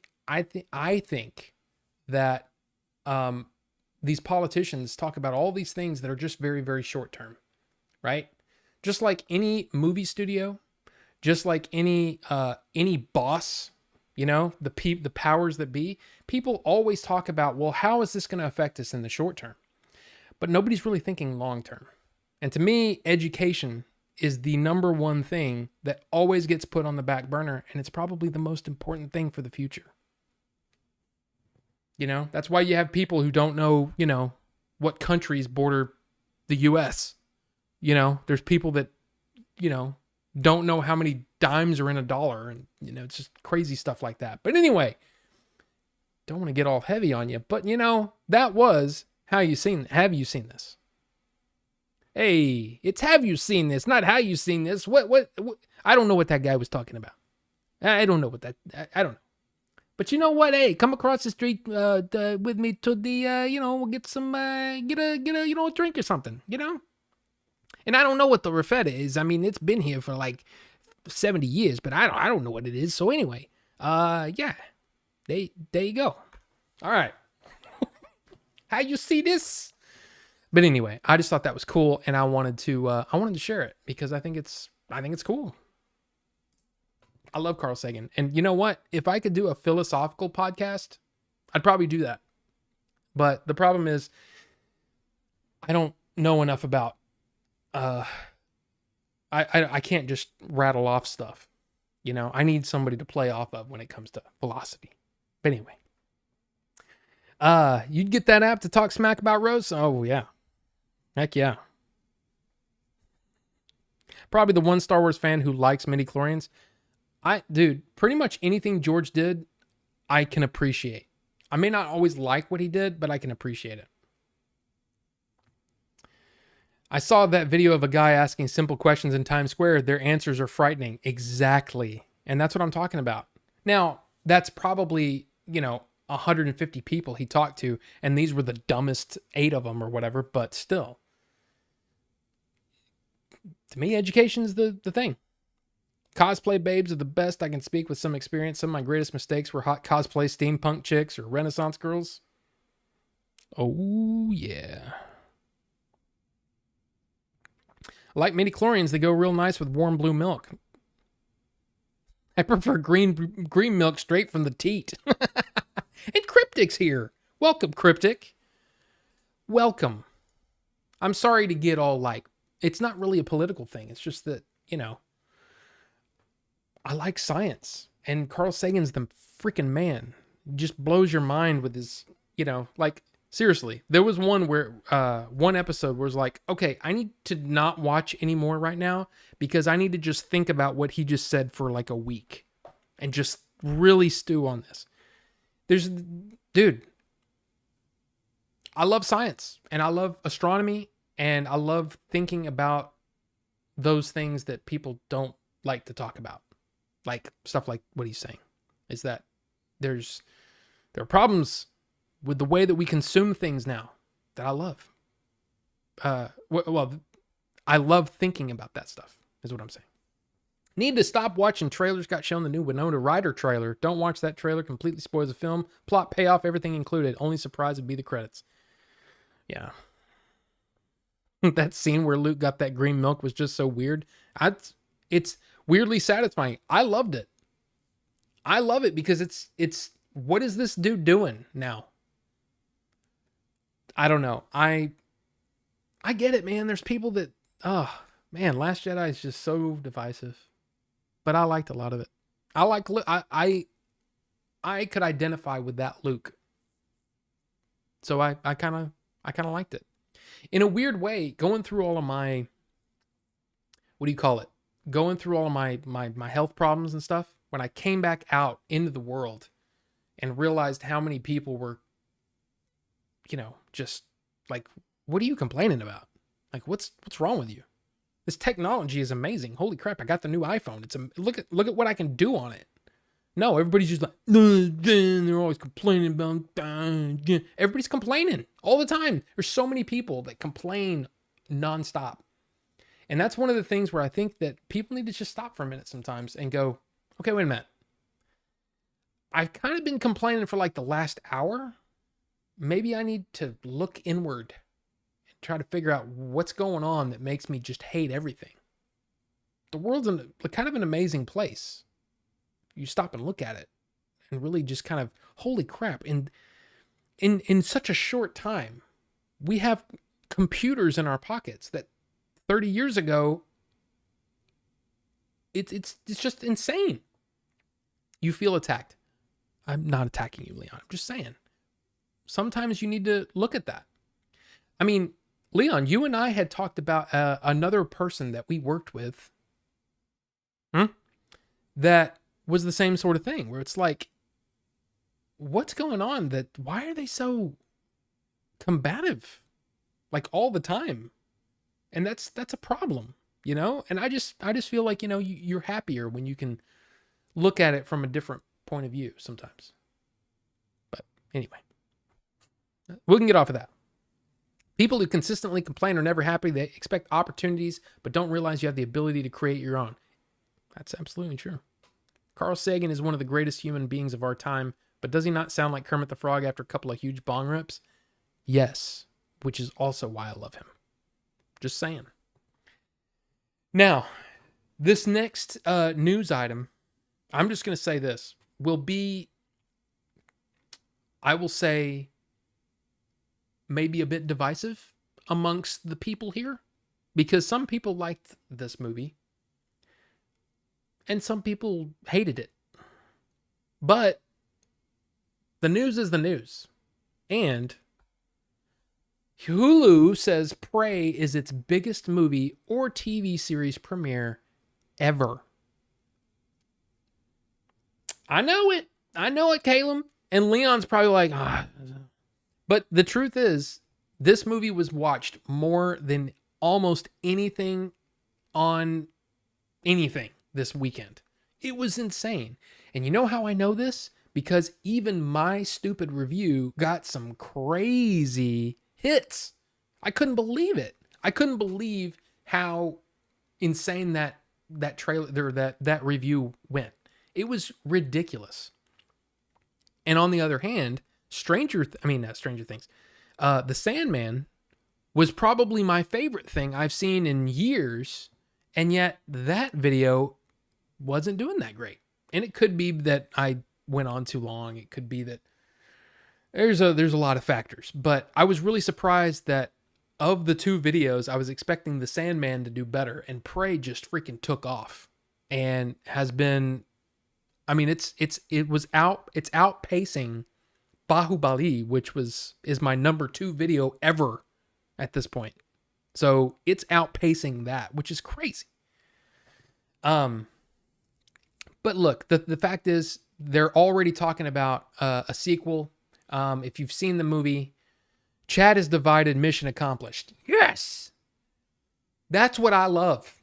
That's what I love to do on this here show, is divide my chat. It's not true. I want everybody to be happy. But there's going to be things that I like that you guys don't like, or vice versa. I mean, let's be honest. Most of what Caleb likes, just kidding. I haven't seen a lot of that stuff that Caleb has watched, but there is some stuff that, you know, you and I just don't see eye to eye on. But that's fine. We can talk about it, and it's fun. It's fun, man. It's fun. There's only one Sandman, and he was an ECW. The Sandman, Morpheus, Dream, the King of Dreams. That Sandman is awesome.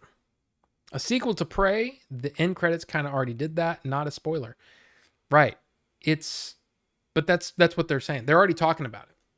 Dan Trachtenberg, the director, who I didn't really credit very well on my video, and I kind of I feel bad about that because I didn't say anything about him, about his work on it.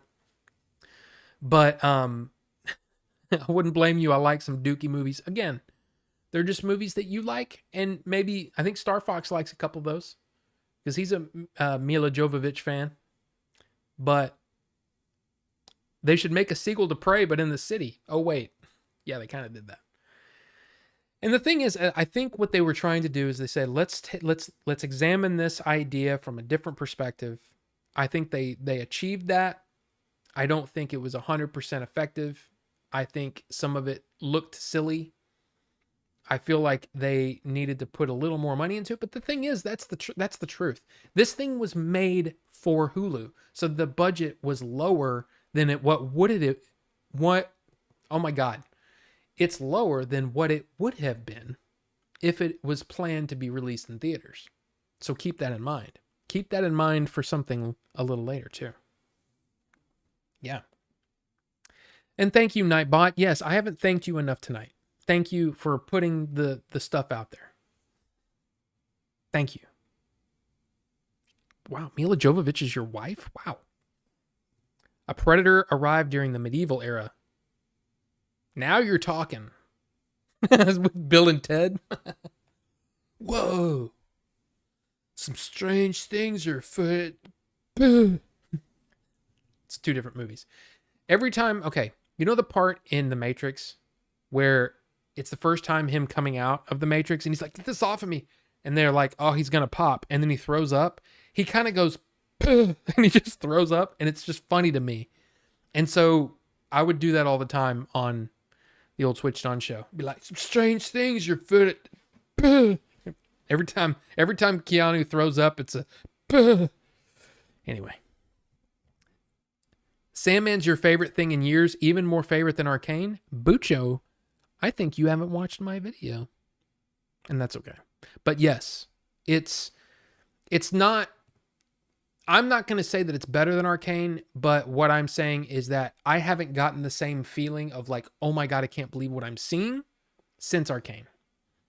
Arcane was insane, insanely good. And so is the Sandman. And I've said it many times already. It's the most faithful adaptation I've ever seen. Like I honestly cannot think of any adaptation ever made that's better than this one. And more faithful. It's ridiculously good. And it should be because Neil Gaiman was a big part of it. An Egyptian predator. Ooh. Vietnam era? I mean, look, all of those ideas are awesome. World War II era. Heck yeah, man. Predator versus Anubis. Medieval Japan. Ooh, ninjas. That would be cool. Because they're, hiding in, I mean, they all think that they're hiding, in the darkness. And Predator can yeah, I can see you. You've got the heat. That might be cool. There's a lot of things that you could do with Predator, and that's what's been so freaking disappointing watching a Predator movie for the most part since the first one, is that it's like, you guys are just doing variations of what they did in the first one. Just do something new. Do some cool shit. So, man, Sandman, and here's the thing. I think a lot of, I didn't say this much. I kind of touched on it, but the thing is, yeah, watching that show, especially if you've never read the comic, you might be thinking, wow, there's like a lot of gay people in this show. But you know what? The comic was like that. And it doesn't matter. Like, it doesn't matter who you are and what race you are, what gender you are. It doesn't matter. None of the sexual preference. I don't care. It's a good story, well told. And you know what? I don't care who's on screen. I love it. And I think everybody, man, the casting, whoever the casting director was for that show needs a raise, because every single person on that cast is like, oh my God, they're good. They're so good. So I'm just saying, it's awesome. Love it. Predator versus Terminator. I think they did in the comics, didn't they? They did Predator and Terminator versus I remember they did a RoboCop versus Terminator. You're saving them for a special occasion where you can be alone with them. Oh, Bucho. Oh, and I missed something that John said earlier, because I was busy talking about something else. I love when Carl Sagan is talking to the elementary school kids in New York. You get to see his excitement for the next generation. His I'm guessing that's earnestness and his humanity. A great man. Hell yeah, he was. Hell yeah, John. Love Carl Sagan. Anyway. Too bad it was Comanche instead of My Family of the Aztecs. Well, see, that was one of the things that I kept thinking that they were going to do. But isn't Predator 1 basically Vietnam era? Yeah, I think it would be pretty close. Yeah.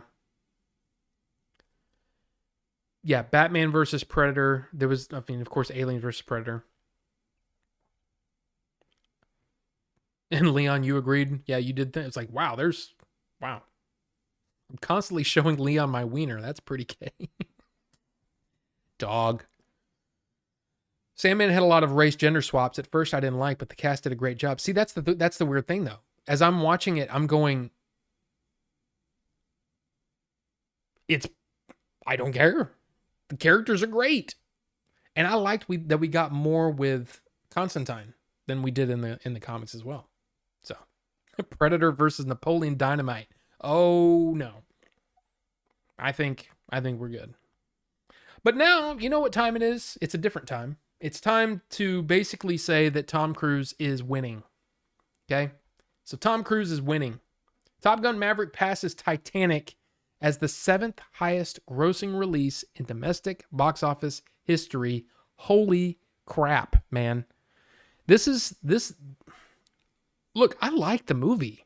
I love Top Gun Maverick. But I had no inkling that it would catch on like this movie did. You just went to see it again last night. It's still in theaters. Absolutely. And I think, let me see. Top Gun Maverick Blu-ray release date. It comes out. It doesn't have dates yet. It's going to be available on digital. So, you know, they do the digital release early. That's going to be in September. And the Blu-ray release date is in October. So it's really right around the corner.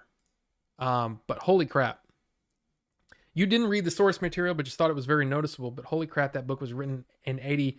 I think it was 89 is when it actually came out. And that's very forward thinking of Gaiman, for sure. Constantine Age Mutant Ninja Turtles. I don't even know. But look, I'm super happy for Top Gun, for Tom Cruise. I almost said Top Cruise. I'm happy for Top Cruise and Tom Gunn.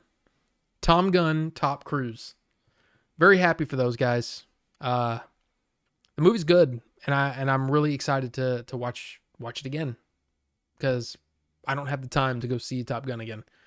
If I'm going to go out to see go to the theaters, I'm going to go see a new movie, something I haven't seen. That's just the way it is. And it's like a lot of people keep telling me, "Oh, you need to watch this show again, or you need to watch this movie again." And I'm like, I don't have time to watch things over and over, man. I got too much on my list, you know? The Titanic sequel will be the boat underwater rusting. Yeah. No, we don't need a Titanic 2. We don't. But you know what? Tom Cruise is still winning. And the fact is he's still winning. Tom Cruise and Christopher McQuarrie, listen to this if you didn't know this, plotting a new musical action thriller with Les Grossman. Okay, so if you don't know who Les Grossman is, did you see Tropic Thunder and Tom Cruise's amazing portrayal of Les Grossman in that movie? Tom Cruise and Christopher McQuarrie want to make a Les Grossman movie. Okay? Now, the more that I thought about this, and the John Campea show, I will say, did help. But the more that I think about this, I'm like, okay, this could be amazing. This could be really, really amazing. If it is an idea of having, like, I don't know, a ton of Tom Cruise's friends to be in this movie with him, to show kind of the underbelly of Hollywood a little bit, some behind the scenes stuff, and of course Len Grossman as this crazy movie producer. As the movie's about maybe like the making of some movie. You bring Ben Stiller back. You bring Robert Downey Jr. back. You bring Jack Black, everybody that was in Tropic Thunder, you bring them all back and they can be in the movie too. But holy crap. Holy crap. This could be a really, really fun movie. And you know what? Since Top Gun Maverick is Tom Cruise's biggest movie ever, the only thing left for him to really do, would be to go after an Oscar. And I don't think he cares about the Oscar. So I think at this point, he's just going to have fun. And you know what? Dude, go for it, man. Go for it. Do your Les Grossman movie. Have fun and make a killer movie. I mean, you don't think Tom Cruise could call in some friends of his to be in it? It's going to be really good, man. Be really, really good. So I just thought that was an interesting idea. And yeah, it does sound awesome. I hear you about having too much on my list to rewatch things, even though I recently rewatched the entire Sopranos. Wow. Okay, I haven't done that. I'll tell you, after catching up with Better Call Saul, which just watched last night's episode, Go Dukes. I don't know anything about. I've had Dukes once, and here in the South, it's all about Hellman's, man. When you're talking about mayonnaise, it's all about Hellman's. Dukes.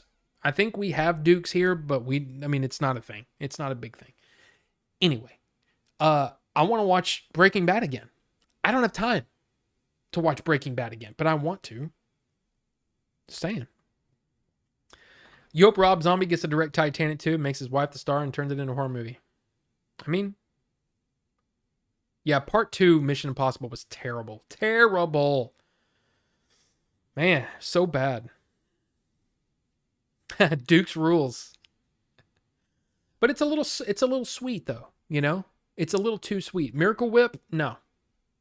Hellman's is definitely, like, it's just my thing. I love my Hellman's.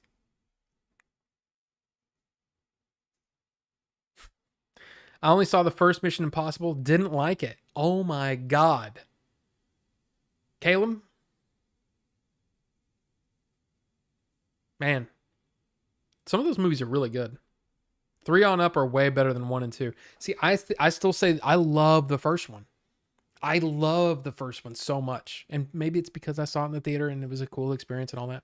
See, Mission Impossible 4 onwards are pretty awesome. See, everybody's different. And yeah, that finale next week, the bathroom fight was cool, for sure. The helicopter scene was so bad in the first one. Yeah, but that's also 1995 technology. At that time, it was like nothing we'd ever seen before. It was amazing. I still say red light, green light when I get the traffic lights and nobody knows what the hell I'm talking about. Did I just say you're a finale? I don't even know what that means, Jay. I don't even know what that means. But I'm here for it. I'm here for it. But it's good to see you, man. It's good to see you, man. Seriously, all you guys in here, it's just awesome. Love having these conversations with you. My throat's getting dry because I haven't been drinking enough water.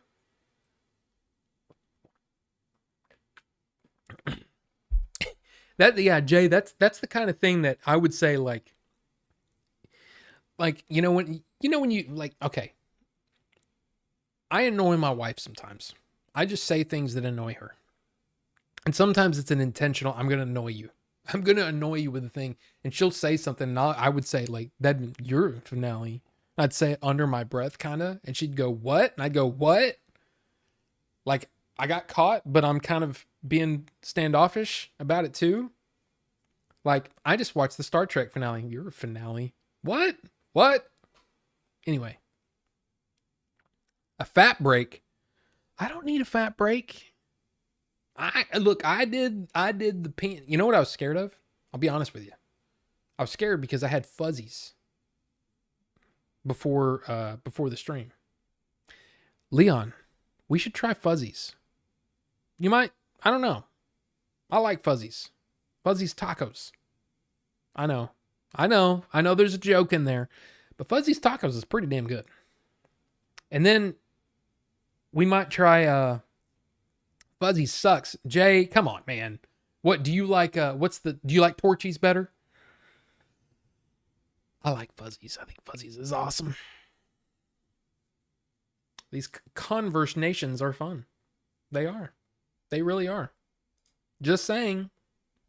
You don't want babes again. Was not a fan. Yeah. Me and my brother always do Star Wars names like I'll do your back or I'll Tusken your Raider. Oh, that sounds dirty.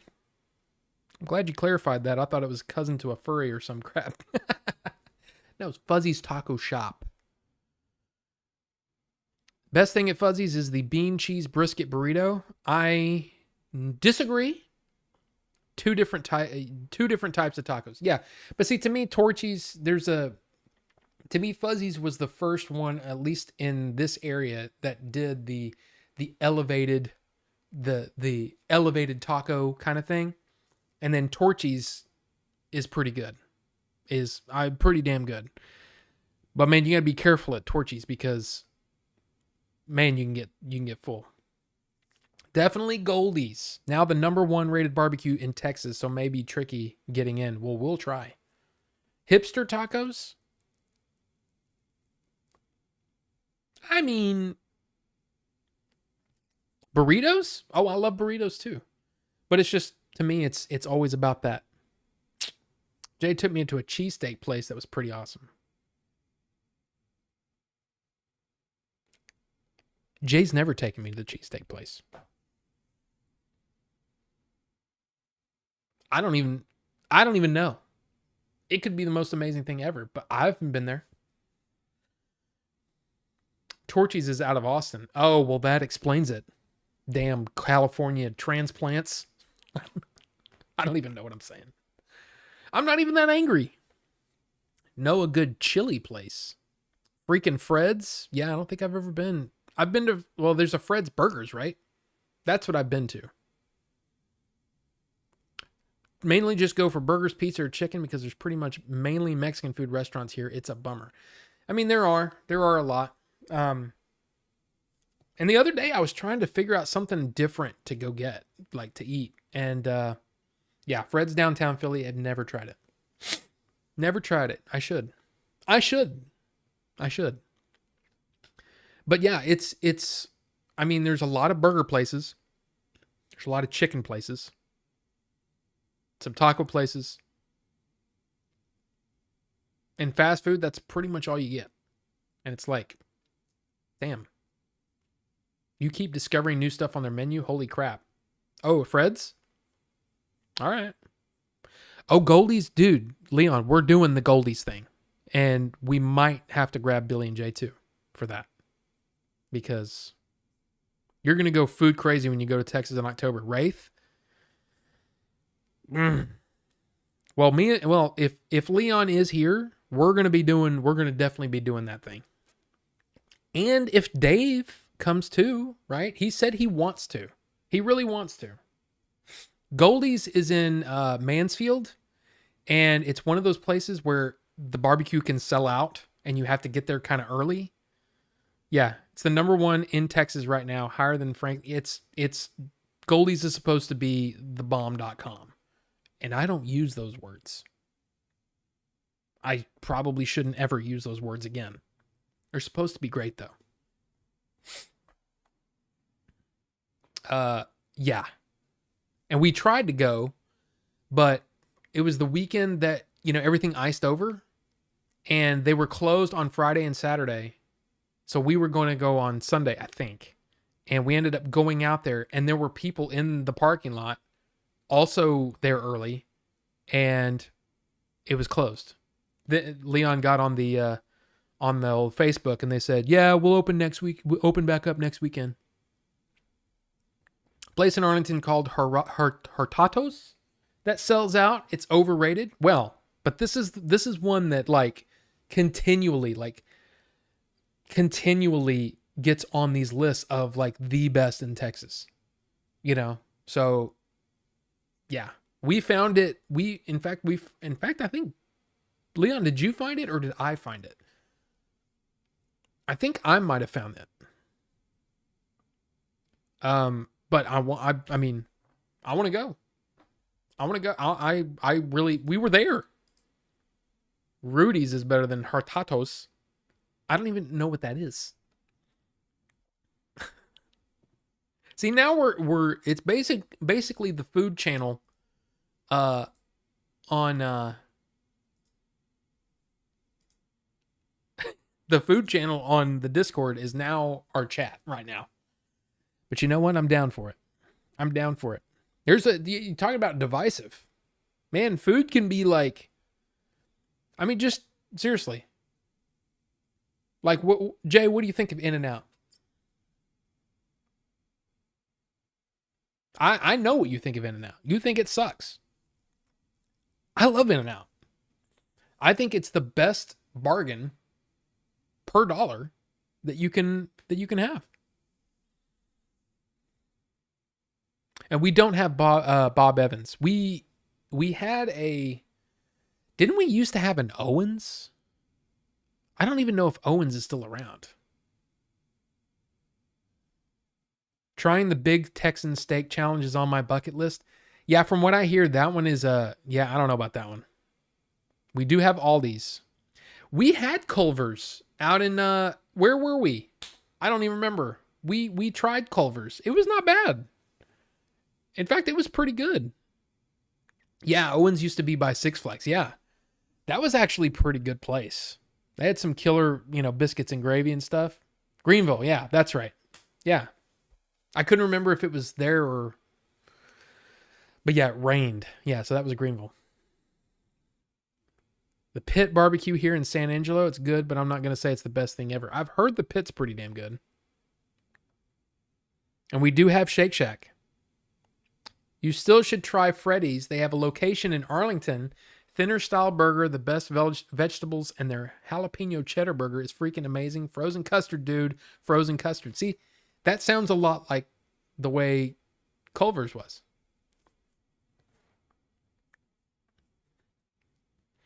Calum.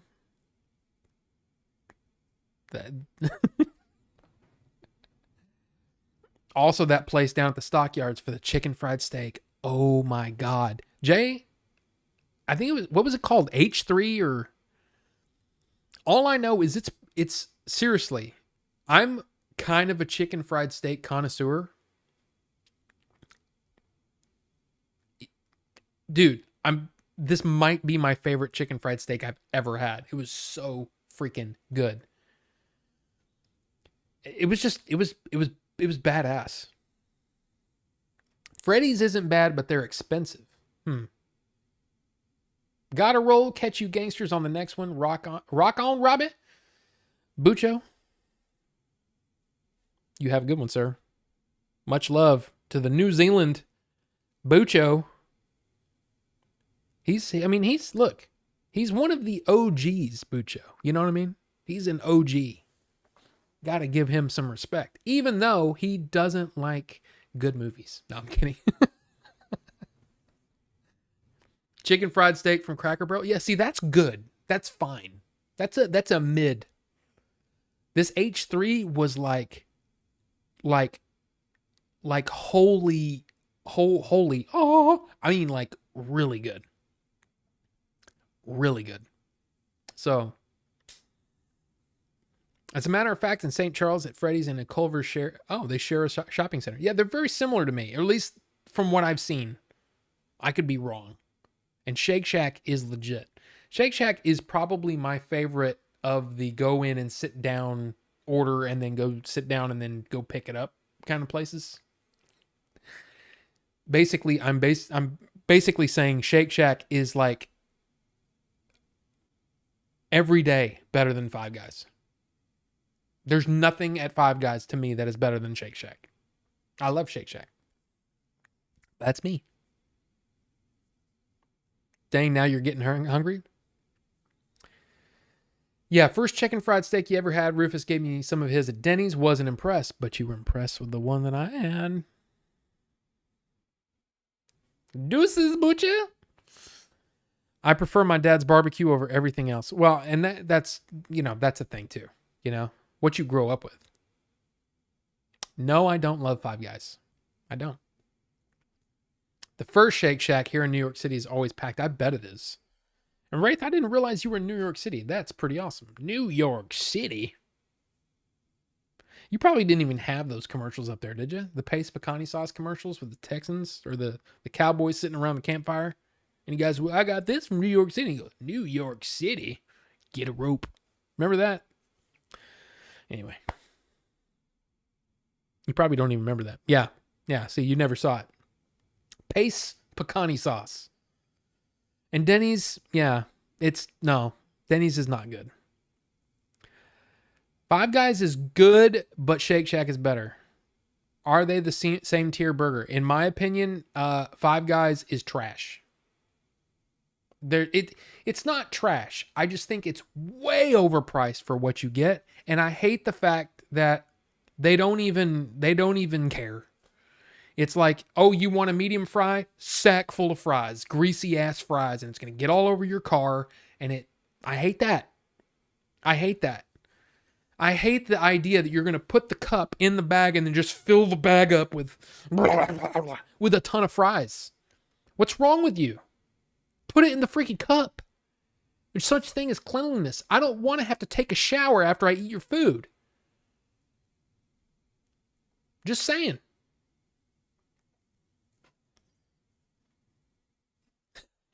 It's not trash. It's not trash. It's good. It's just, I can't believe the last time I went there, I got a burger. Not a huge burger, not a double burger. I got a burger with fries and a drink, and it was $17. And I'm like, this isn't $17 worth of good. I'm sorry, it's just not. It was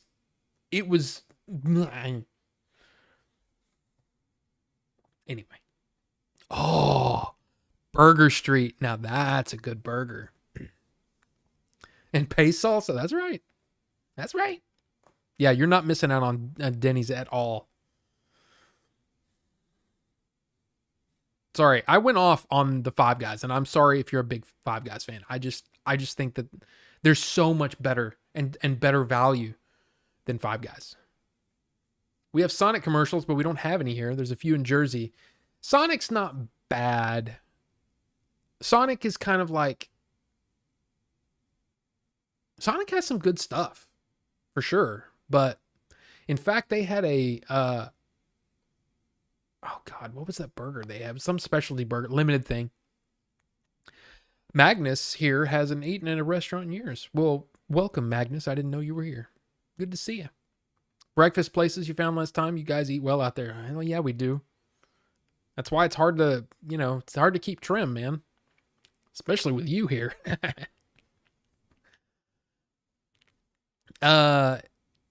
You can't compare McDonald's to a Chili's burger. Sure. But to me, Five Guys and Shake Shack are exactly the same tier. You go in, you order at a counter, you go sit down, they call your name, you go get the burger. And I feel that's the same, kind of. Isn't it?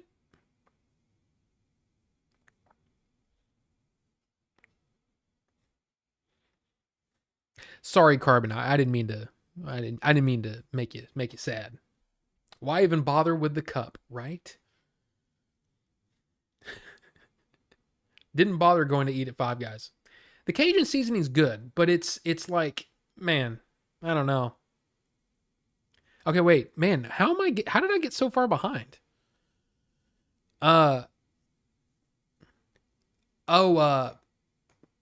Lupe Tortilla is up here. I don't know if that's a chain or not, but it's pretty damn good. But it's not, it's weird. Like, to me, On the Border, as far as Mexican food, when they're on, they're amazing. But the problem is you're not usually getting, it's usually like, okay. And it's like when we had it that night, when we couldn't go to Lupe Tortilla, it was okay. It wasn't great. And then yeah.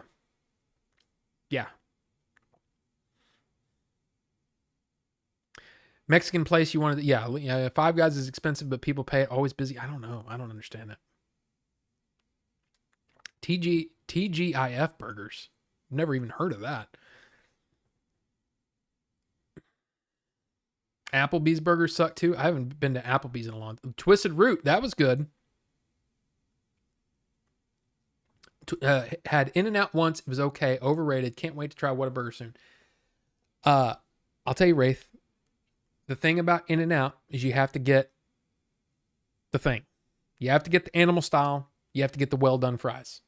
Because to me, the well-done fries remind me of the old... I used to get these when I was in kindergarten. Shoestring potatoes in like a little can. Remember those? Little thin, crispy. That's what the well-done fries taste like to me, and they're awesome. I love them. So, there you go. Never been to a Starbucks, not big into overpriced coffee. Get that. Man, y'all like yelling. There's just so much stuff in here. I love Twisted Root, man. I know, Star Fox, that you think it's too expensive, but shit, that's good. Yeah, we go all in, for sure. I never understood why Sonic restaurant designed for you to eat in your car is shredded lettuce. In the Texas summer, you have lettuce boogers all over the front seat of your car. Well, don't eat like a freaking crazy person, you know? You're eating a burger, not going down on a woman. I'm sorry, that was like why? Like that wasn't necessary. Anyway. On the border made you almost shit yourself.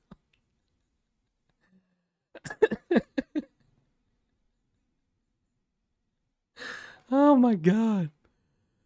Oh, that's so funny. See, I love the little potato sticks.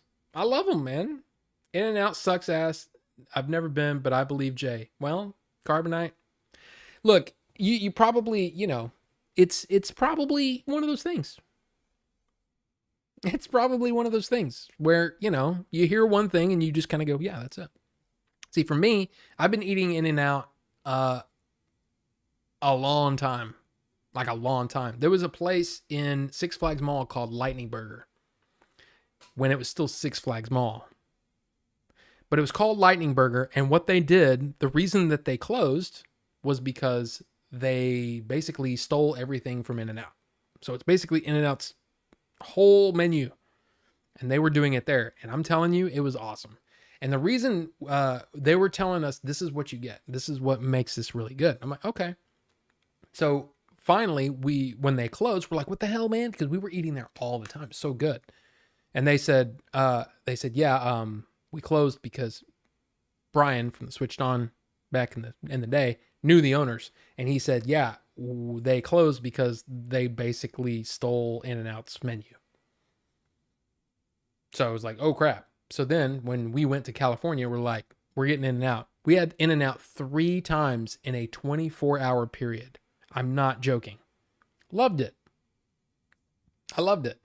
And it was because I love animal style, and I honestly love the well done fries. To me, they're some of my favorite fries.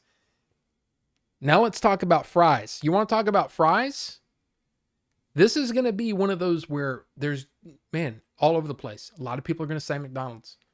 I think as far as flavor goes, when you're not adding anything to it, no crazy seasoning, just regular salted fries. I think that it's either McDonald's or it's Chick-fil-A. I think those are some of the best tasting fries. Wendy's used to have my all-time favorite fries, but about a year ago, they changed the recipe, and it sucks now. They suck. They absolutely suck now. Burger King, hate their fries. Whataburger, fine. Jack in the Box, I always get curly fries, so that's kind of not in the conversation. But that's how I uh-oh.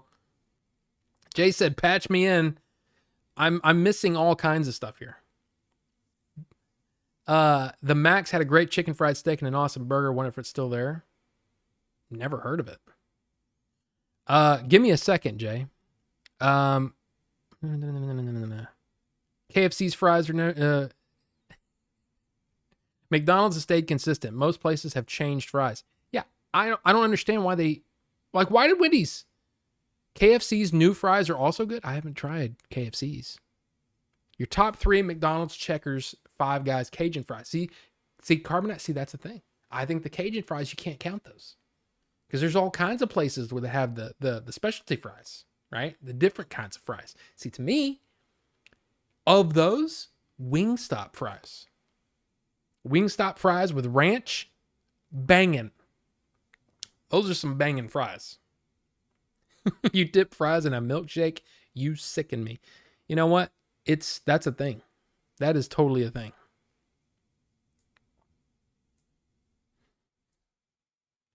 Fries and chocolate are delicious. Look, there's a reason why that's a thing, right? It's like chocolate. Aren't there like Reese's chocolate potato chip things? Even Nightbot likes the Cajun fries at Five Guys.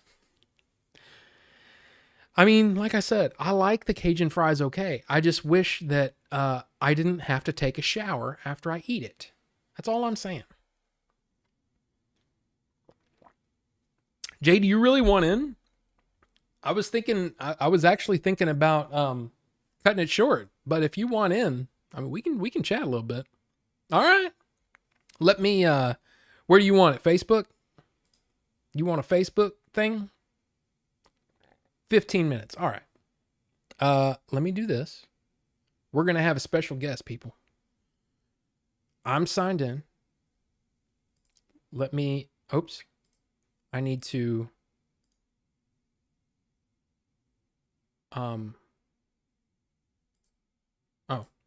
use my personal, I guess. All right. Hold on a second. I need to do this. I need to do this. Log in. Because I don't stay logged into Facebook because I think they listen to me. And it's kind of scary. And I don't like that.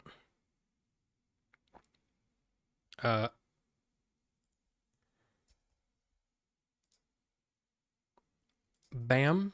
And okay, it's gonna have all of the call-in numbers. Oh my god. Yeah, don't do the call-in. Just I didn't realize it was gonna do all that. Sorry. I just copied the invitation. But I am in. Now, let me do this. And then let me figure out how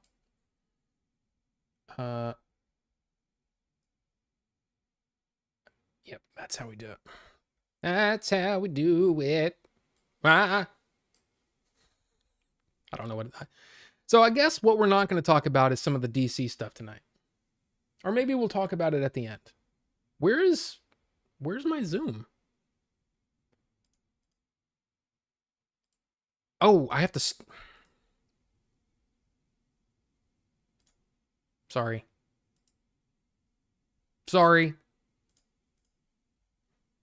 I need to actually, okay, there's that. Okay, it's up and ready to go whenever you are, Jay. And there he is. And we're going to do this. Am I here? Am I here?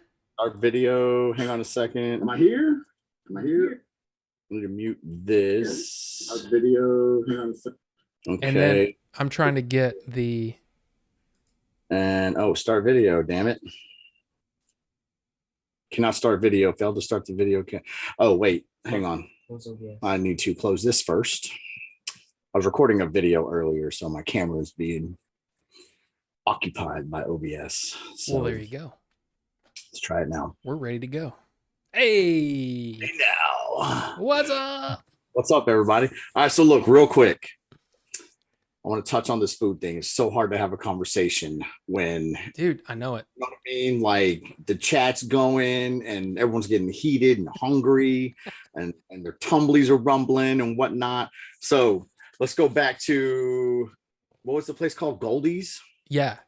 That sells out. What I was saying is there's a place in Arlington called Hurtado's that's like that. They basically make enough food for lunch and they sell until an item's gone. So versus like... I don't know, Spring Creek or Spring Creek, because, you know, that's one of my favorites. Rudy's, someone mentioned Rudy's, which blows, but they make stuff for like all day. So Hurtado's in this place, Goldie's, and I've not been to Goldie's. I'm going to go now, but I guarantee you they only make enough for like a little bit. Right. And then it keeps it hopping in there too, you know? Right. Well, because people know that it's going to sell out. Hang on a second. Let me pull up your thing on YouTube real fast. Real quick. By the way, while you're doing that, you got my message about Smodcastle, right? Yes. Push back a week. Yep.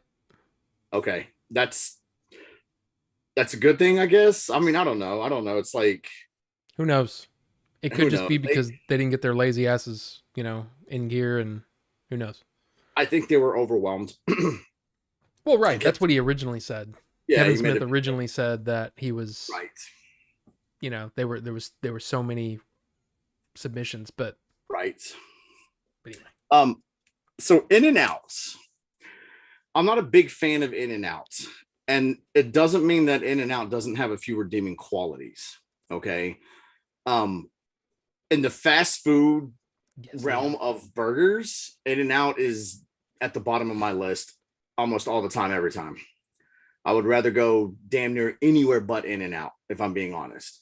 Now, I will say this. They do have fresh ingredients. The cheese is all super melty. The patties aren't super dried out. So if you're on keto, everyone knows I'm a big proponent of keto diet. In-N-Out is actually really good in that regard. And especially being from California, as for a protein style, they're going to wrap in the lettuce and all that kind of stuff. I'll give them credit for their shakes. Their shakes are pretty good. The fries are just straight garbage. They crumble in your mouth. Now, what you said something earlier, and I'm over here, and you can ask the boy, he's sitting next to me, but I'm like, oh, here we go with this shit, right? Once you start changing an item from its original state, it's no longer that item anymore. So you can't go. I get what you're saying. In-N-Out's shitty burger, but if you added chili and cheese and guacamole and this and that, well, it's not that burger. That's what I'm saying. You know what I mean? It's not that burger anymore. Right. So like this animal style, first of all, spread is Thousand Island dressing. Motherfucker, you guys are using just a thicker Big Mac sauce is all you're doing. So if you don't, I'm not wrong. So if you don't like Big Mac sauce or Thousand Island dressing, well, that shit's for the birds anyway. But also the burger is on the what do you call it? The griddle, I guess. The flat top. Yeah. They pour mustard on it. So it's fried in the mustard too. That's animal style, right? That's animal style with extra spread. Again, though, once you start adding saying. Components to the burger, you're changing the molecular makeup of said burger, and that's going to change the taste. Right, of the but burger. that's like saying, well, I don't like McDonald's because I don't like the Big Mac. No, that's not true. That's like saying I don't like the Big Mac, but if you added mustard and ketchup and bacon and whatever it doesn't have to it, well, then I'll eat that Big Mac. It's the same thing. Well, that's what I'm saying. It's the same thing. I'll just say this. For In-N-Out, I like the fact that I can eat a double at animal style or no, right? Right. At In-N-Out, and I don't feel this layer of grease on my, you know what I mean? It's just a different. I get you. It's a different feeling altogether than a lot of these places. Look, if we're talking, if you want to compare the restaurants as a whole, you want to compare size, you want to compare price, you want to compare variety in the menu, In-N-Out is definitely at the bottom. You're paying less for like a Whataburger, but you're getting a lot less burger for that too. But I don't feel like crap afterward. Every time I eat Whataburger, man, I'm like, I'd rather feel like crap and eat a double meat, double cheese than a double. And it's this freaking big, and then I'm going, fuck, I'm still hungry because I won't touch their fries, dude. The fries are just trash. And there you go. I like the well done fries. I think it's the oil that they use. Whatever oil they're using is just not. And I've had In-N-Out in Texas. I've had it in Arizona. I've had it in California. When we first got it, people were like, "Oh no, you got to have it in California." It tastes the fucking same everywhere. Oh no, it tastes exactly the same. McDonald's tastes exactly the same everywhere. Wendy's tastes exactly the same everywhere. Taco Bell tastes exactly the same everywhere. Whataburger tastes exactly the same everywhere. So the notion of no, you got to try it over here is complete and utter bullshit. Okay. Now, what I was saying earlier, talking about Shake Shack versus Five Guys, I like both personally. I like Shake Shack better. It's a better quality burger. Don't get me wrong. But that's what I'm saying. Are we comparing the same tier burger there? I'm not really sure if we're comparing the same tier burger there. You think Five Guys is a higher tier or Shake Shack's a higher tier? No. Shake Shack definitely a higher tier. Shake Shack to me would be more like I paid less than at Shake Shack than I would at Five Guys. We're not talking about price. Price doesn't make you a better tier burger. Price don't make you a better tier burger. I'm just saying. So wait, Shake Shack is a higher tier burger, even though it's less than Five Guys? Anyone can charge anything they want to charge. Think about that for a minute. A Whataburger is more expensive than, like I said, a double meat, double cheese more expensive than a double. It don't make it a higher tier burger because it's more expensive. They're still fast food burgers. That's what I mean by that. It's still a fast food burger. Yeah, but then by that rationale, Shake Shack and Five Guys would be the same. Well, it's the somewhere debate. in between a restaurant and a fast food place. Right. Just like, right. Well, there's no drive-thru. Muya is the same. Guys. See, I think Muya would probably fall in that Shake Shack category, and that even I like Muya because it's close. That's really right. There's another burger one that has the same, like their sign looks like a GameStop sign. It can definitely be mistaken for a GameStop sign if you're not paying attention. No, it's not Burger Street. Well, anyways, that's the debate. Is Five Guys on the same tier as Shake Shack? And what's the other one that we have? Shake and Steak. Shake and Steak would probably be on that same tier as Shake Shack, right? Yeah. Well, is Five Guys up there yet? I don't know. I mean, to me, Five Guys. Okay, to me, Steak and Shake. Smash Burger. That's the one. Steak and Shake is like see, Smash Burger's one of those too. I don't know, man. Booyah, though. I'll tell you this. Came here for Rob, leaving because of Jay. Okay, Squiggles. That's fine. Well, all right. Later, Squigs. All right, take it easy. But no, Leon said Whataburger needs a stern talking to. Did you see that? I did not. What did he say? I had it as soon as I landed in January and it sucked asshole. But he went to the Whataburger late at night on North Collins. That's not a good Whataburger, man. I know you were staying over there, so that's why you went to that one. That's a bad location, dude. Yeah. That's my Whataburger is freaking banging all the time. It's always good. Mine's pretty legit too over where I am. So yeah, you can't. But honestly, it all depends on who's cooking. No matter where you go, it all depends on who's cooking. Because I've listen, Whataburger. I've had my Whataburger where it's been badass, and I've had it where it's like you overcook the eggs. It all depends on who's cooking, and that goes with any restaurant. That goes Chili's, Five Guys, Shake Shack, Twisted Root. Doesn't matter what. Like I've been to Twisted Root, and my patty's been like I could squeeze it, and juice and red and blood was fucking coming out of it. But I've been there before, and it's just been fucking perfect. It all depends on who's cooking. Yeah. Cooper also takes twice as long as others around here because they're doing it right. It's like Rockstar Games, okay? If you're going to delay and take longer to get that game out, I know it's because you're putting more care and love into it to give us a better product when you finally release it. So I'm all right with that. What was it? John, if you're still here, what was that breakfast place that you took us to with his hot niece? But yeah, what was that place? I think that was our place. I think. Nobody has mentioned Red Robin. Red Robin's fine. I like Red Robin. It's fine. I like it better than Fridays. I like it better than Applebee's. And what about Chili's? Chili's has a pretty decent burger. I'd probably put Chili's over the top of Red Robin as far as burgers go. Yeah, Red Robin's fine. There are some just fine out there, but yeah, but yeah, that place that John took us to, jalapeno cornbread was like, holy crap, that was good. And I'm not big on like jalapeno in a bread, but it was good. Was that the name of the place? Jalapeno cornbread? No. That's what they had there was jalapeno cornbread. Oh, gotcha. But I think the place is called Our Place or Our Cafe or something. They have, is it one in Burleson? I think so. Off 35? I think so. If it's the same one I'm thinking of, they have some pretty badass breakfast actually, like skillet. I love skillets, dude. You give me a breakfast skillet. We're just all in there.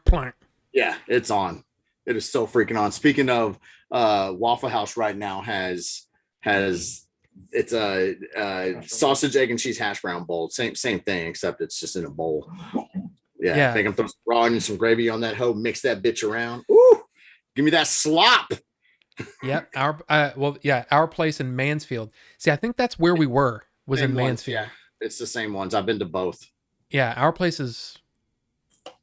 I've really only good. ever had the breakfast. And I felt liked it. really bad because I kept commenting about how good looking his niece was. But, you know, I'm old. I'm old enough to be her dad, you know? So it's weird. It's awkward. But anyway, it was good. That's between you and God, Robbie. I don't know what to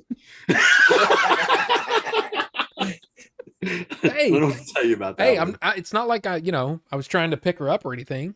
Just saying. She's a good looking girl. But no, pervert. Yeah. Okay, Caleb. Thank you. I've seen your posts over on the Discord. You crazy bastard. But what else are we talking? So we got the tiers. Oh, fries.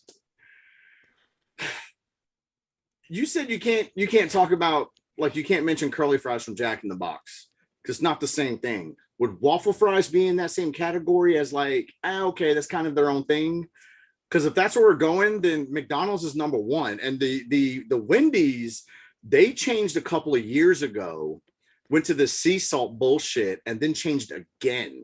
Yeah, the sea salt one is the one that I thought was the best fries, period. Banging. It was the one before that. It was the original fry. And Jack in the Box, what they did, they changed their fry. And I don't know if they're changing like the supplier or what they're doing, but they changed it at one point and they called them freedom fries. And they were just straight, just garbage ass fucking fries compared to what they used to have. Burger Kings are still the same as they've always been. What's up, McDonald's are still the same as they've always been. Whataburger's still the same as they've always been.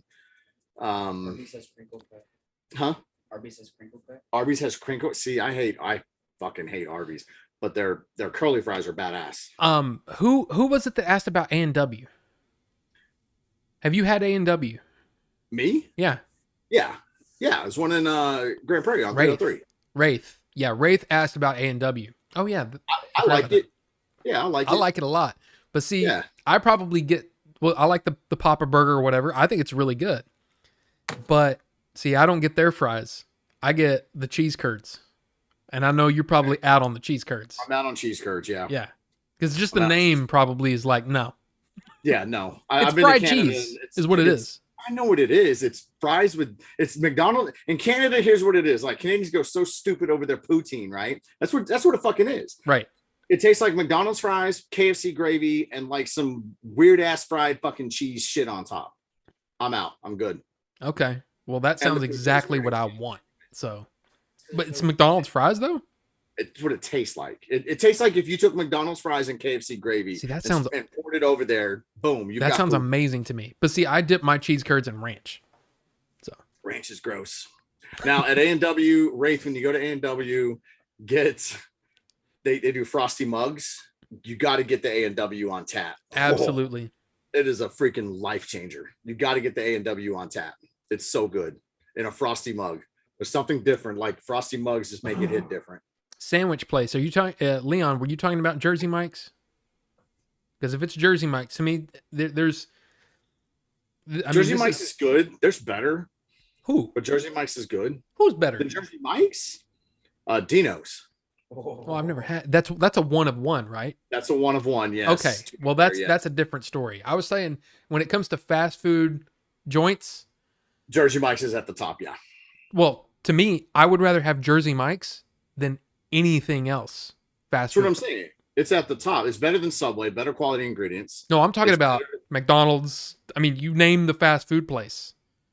That's okay. You can't compare a burger joint to like a deli, fresh sliced deli place. Okay, well, I mean, it was one of those questions where, like, oh, you can only have one fast food place ever for the rest of your life. And I'm like, Jersey Mike's.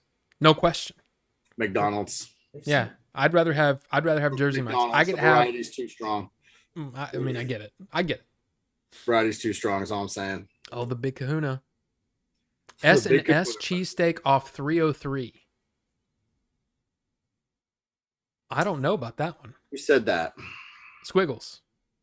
S&S cheesesteak off 303. S&S. No, I've not had that one. Squigs, go to Fred's downtown Philly, North Arlington, though, on Collins. Yeah, see, I need to go there, man. Rock your fucking world, dude. Holy hell. I ordered the other day, and I was just looking at their menu, and I saw the fucking Rocky Balboa, and it's like it's the cheesesteak, it's cheese, I think provolone cheese, cheese whiz, bacon bits, and Italian sausage. And I was talking about it, and I go there a lot, so the guy knows me. So when he brought my food out, he was like, "Hey, I threw some, I basically made you the Rocky," and I ate it, and I was just like, "Holy fucking hell, this is amazing! This is the most amazing fucking like cheesesteak I've ever fucking had in my life." I need to go. In almost in my second, the best cheesesteak I've ever had is in Pittsburgh, actually, a place called Pepe's. But it was just like, oh damn. And I don't care if there's any Yankees in here right now. Geno's and Pats. Nah, Fred's downtown Philly smokes Geno's and fucking Pats. Smokes. Well, what was that? Yeah. I was talking about some place that I heard, oh my God, I heard this was so good. We had it in Philly and it was trash. Yeah. What was it called? It was Tony called Luke's. Tony Luke's. Garbage. Oh my God. That was so disgusting, wasn't it? It was not so good. Freaking disgusting. Oh, I want to go get that cheesesteak now for sure. But probably, where in Dallas can I get a top tier Reuben? A Reuben. That's random. See, here's the thing though. We're not known for deli. We're just not.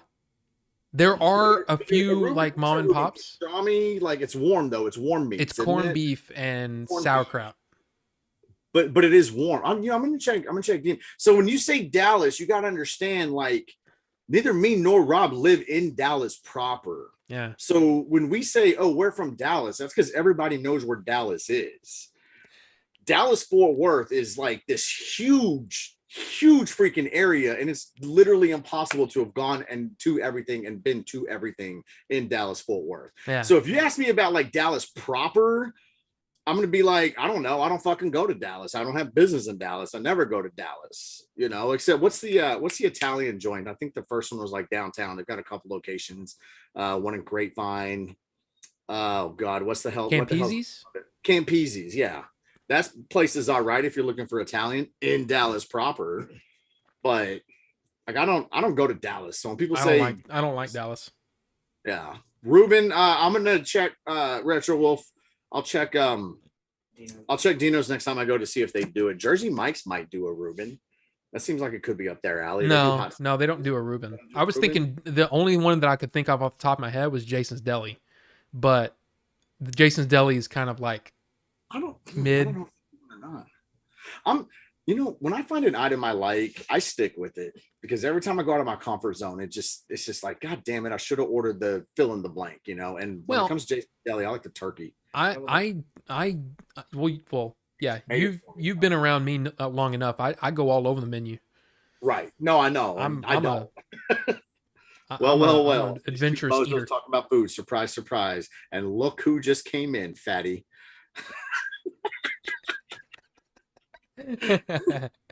Oh my God. You say Dallas, you guess you mean the entire Fort Worth area. See? Yeah. Dallas Fort Worth area. Yeah, because it's DFW. It's too hard. There's so many. It's almost like you've got especially like around here, you've got these pockets of samey stuff right there. And it's all this, it's like you take this and you just move it over here and it's the exact same. Yeah. It's these little pockets of amazing places are kind of few and far between, and you just kind of have to find them. Just like this taco place that I found, Street Tacos, which I know you're probably nope. But Street Tacos. I love street tacos. Oh yeah? They're done right. Onions and cilantro? Absolutely. I love onions. Then yeah, next time you're up this way, let me take you to this place because shit. So here's what I found out recently, actually. So here, for context, everybody, when someone usually says they want Mexican food, they mean Tex-Mex. And think like on the border, Chuy's is national, right? Think restaurants like that, okay? And then we've also got real Mexican food, which means it's motherfuckers actually from Mexico and they cook an entirely different fucking menu. Right. Okay. A lot of it isn't great. And what I'm finding out is a lot of these fucking places, most of these fucking places cannot do ground beef. I don't know why. I don't know if that's not a Mexico thing, but they can't do ground beef for fuck. It's the strangest freaking Well, thing. it's because that's more of a Tex-Mex protein. That might explain it then. It's cheap as hell too, and that's why it grew. I mean, like, I think with them, it's all like carne asada, carnitas, right? You know, al pastor. So there's your beef, your pork, and your chicken. I mean, and your beef, pork. Wait, what did I say? Carnitas pork. Al pastor is pork. The tinga is chicken. But look, also, I ain't eating fucking cow head and cow tongue and fucking cow cheek and fucking pig asshole. I ain't doing all that. Okay. I don't think they serve pig asshole. Take me to On the Border. And seriously, an asshole is just a hole, right? So it's just nothing in it. It goes in like this. Anus? If you want to get technical, it's no. But I have had some of the I guess you're like you said, the weirder stuff, lengua, and the stuff like that. I've had some of it. Oh no, I'm too picky. And it's not for everybody. I will say that. But a good al pastor. Dude, I've had some bomb ass street tacos at those places though. And that's kind of what I'm saying. Yeah. If you find a real Mexican hole in the wall joint, they usually got some pretty damn good street tacos. So I would definitely go check that out. In my experience, personally, they do rice and beans pretty okay. It's pretty consistent across the board, you know. Some a little bit better than others, but I totally forgot. John said pack a pocket. Pack a pocket? You ever had that? You know what I'm talking about. It's it's kind of over off of Brian Irvin area by TCU. Okay. It's just this little place. I found it. It was one of those places I found on Yelp, and I'm like, I want something different. And it's basically, they're like deli. It's a deli, but they put everything in little pita bread things. Okay. And I'm telling you, holy crap, it was so good. I went and picked up John, and I went and had it again the same day, like 2 hours later. I had it twice. I went to a deli place in Grapevine. I don't remember the name of it, but it's on Main Street. And it's like a corner joint. So it's be kind of hard to mix. Main Street and Grapevine is not that big. So you past it, you could double back and definitely. But pocket what? Pocket power? Pocket presence? Pack a pocket. Pack a pocket. Okay, never heard of it. And Fort Worth by TCU? Hold on. Let me look that up. I'm just saying, if you know, looking for something different and you're in that area.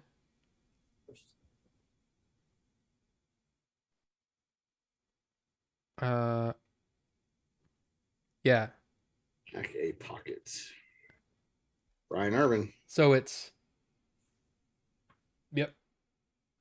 So it says Greek and Lebanese, but it's a regular deli. So it starts with like Euro type stuff, but then they have like, you can get like a turkey club, and you can get, you know what I mean? And they put it all in pita bread. Yeah.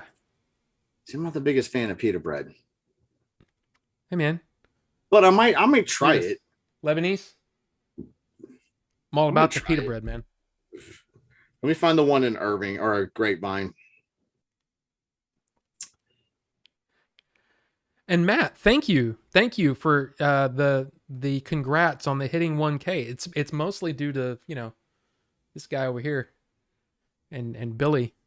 Ooh, me? Okay, I think the place is called Weinbergers. Weinbergers Deli. Weinbergers. Yeah, that's it. It looks like they have a Reuben actually there. Okay. It's pretty fucking good. Pretty fucking good. Oh, okay. Yeah, that's the one, Weinbergers. I need to go film out there. I need to do grab and grub out there. Right. Well, I mean, there are great places. Oh, top barbecue places. So here's the thing. Jay will tell you some places, and I will tell you some different places. Because I'm not the biggest fan of Spring Creek. I'd rather have Hard 8 any day of the week. Hard 8, you're going to pay for it, though. That's the difference. You are going to pay out the ass for Hard 8, and it is okay. Ted Millich is here. Welcome. I've been a couple times now. It's pretty good. I'm not really a fan of like they're Leon said Look. Spring Creek sucks, Jay. It does not. Leon, you're from fucking Have you gotten the turkey? almost Australia, so be quiet. Overall, But we all had, dude, we left that last time. We all had the bubble guts. And we were like, we need to get home like quick. It depends on who the grill master is that morning, okay? But overall, Spring Creek is the best overall, okay? Do places do certain things better? Yes, but is there one place that does everything better? No, and that's what I'm trying to say, and that's what I mean by Spring Creek is the best overall. Now, Spring Creek, their sausage and their pepper sausage is almost unfucking matched, if I'm being honest. Their turkey, which a lot of people don't get when it comes to barbecue, is pretty fucking unparalleled. The mac and cheese is usually super fucking creamy. I will give God, what's the one with it's got a pig in like the on the sign on the logo. Me, you, and Billy went out to the one in was it Solman's? Solman's. The mac and cheese at Solman's is pretty bomb. It's pretty legit. Probably better than Spring Creek, but nobody has better rolls than Spring Creek. Okay, the chicken, Spring Creek's chicken is pretty top tier. The brisket, which is my main meat when it comes to barbecue, to me, it's the best because it's not too fatty. Dickie's, too fatty. A lot of places are way too fatty with their brisket. Even if you say, I want it marbled, not fatty, marbled, there's like an inch of fucking fat on it. That's where all the flavor comes from. Yeah, but you know what? If I wanted to fucking chew fat, I'd fucking bend over and take a bite out of my stomach. All right. I want meat. I want fucking protein. I don't think I can either. I'll be over here like this, just sawing on myself. Overall, and don't get me wrong, I've been to Spring Creek and I'm like, suck today. Sometimes it's not the greatest. Yeah, sometimes it's not the greatest, but that's any restaurant you go to. Yeah, and any restaurant you go to. The thing with barbecue too is that every place is going to have their good days and bad days, like you said. Yes. But then there's so many too. There's so many different little holes in the wall. Some of them are better than others, but it's like that's part of the reason why, we want to try this Goldie's, because I've seen it was number one from a Texas magazine. Then Leon. To be fair, that's like, it depends. I mean, who wrote the article? Oh, I don't know. But then Leon said it's a barbecue channel, like a big YouTube channel, big barbecue channel. Okay. And they came there and said it's the best barbecue I've ever had. So but I've been to a place down in Austin, though. A couple places down in Austin. You're talking about the Pit? The Pit.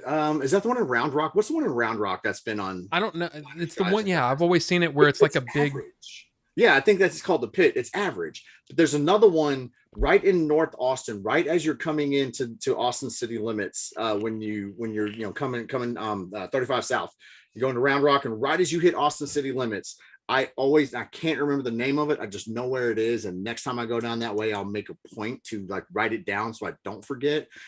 I will always stop at that place when I go down to Austin. Can't remember the name of it. Might even say that Franklin's? Probably bet who? Franklin's. You were talking about that place the other day. I don't know if it's Franklin's or not. Oh, but I might even say that place is better than Spring Creek, but it's one of those one of one type places. You know what I'm saying? Spring Creek's a chain. And then there was a place called the Gas Station, which I did a video on, and that place was actually like the brisket was freaking badass, but they had no sides. They had like baked beans and green beans or something. I even told them, I'm like, yo, like the brisket is awesome. Just get some mac and cheese in here, some corn. You guys are going to be doing all right. So again, though, it's like there's so many, and you're going to have to do some research because it depends on what you're going for. Like if you're like what you said, if you're going for the best brisket, well, it depends on who's cooking that day, and what they got. But I still say go to Spring Creek, best brisket. Sorry. There's I think it's called Mill Made. It's a kind of a newer joint, and it's you've been to Chop. Have I taken you to Chop House Burger in Arlington? I've been to Chop House before. Okay, so the owner of that, it's his son. He started a barbecue joint. Oh. And then they've moved the barbecue joint into Chop House now. So they're kind of running burgers and then barbecue out of it as well. And like 2 months ago, I just said, you got to go try this place. Quality has gone down super, super hard. Like the brisket's been dried out. The sausage is still pretty good. I'll give them that. They got pretty good sausage. But they had this brisket mac and cheese. And it was just like, oh my God, this is so fucking good. But lately it's just been so dried out.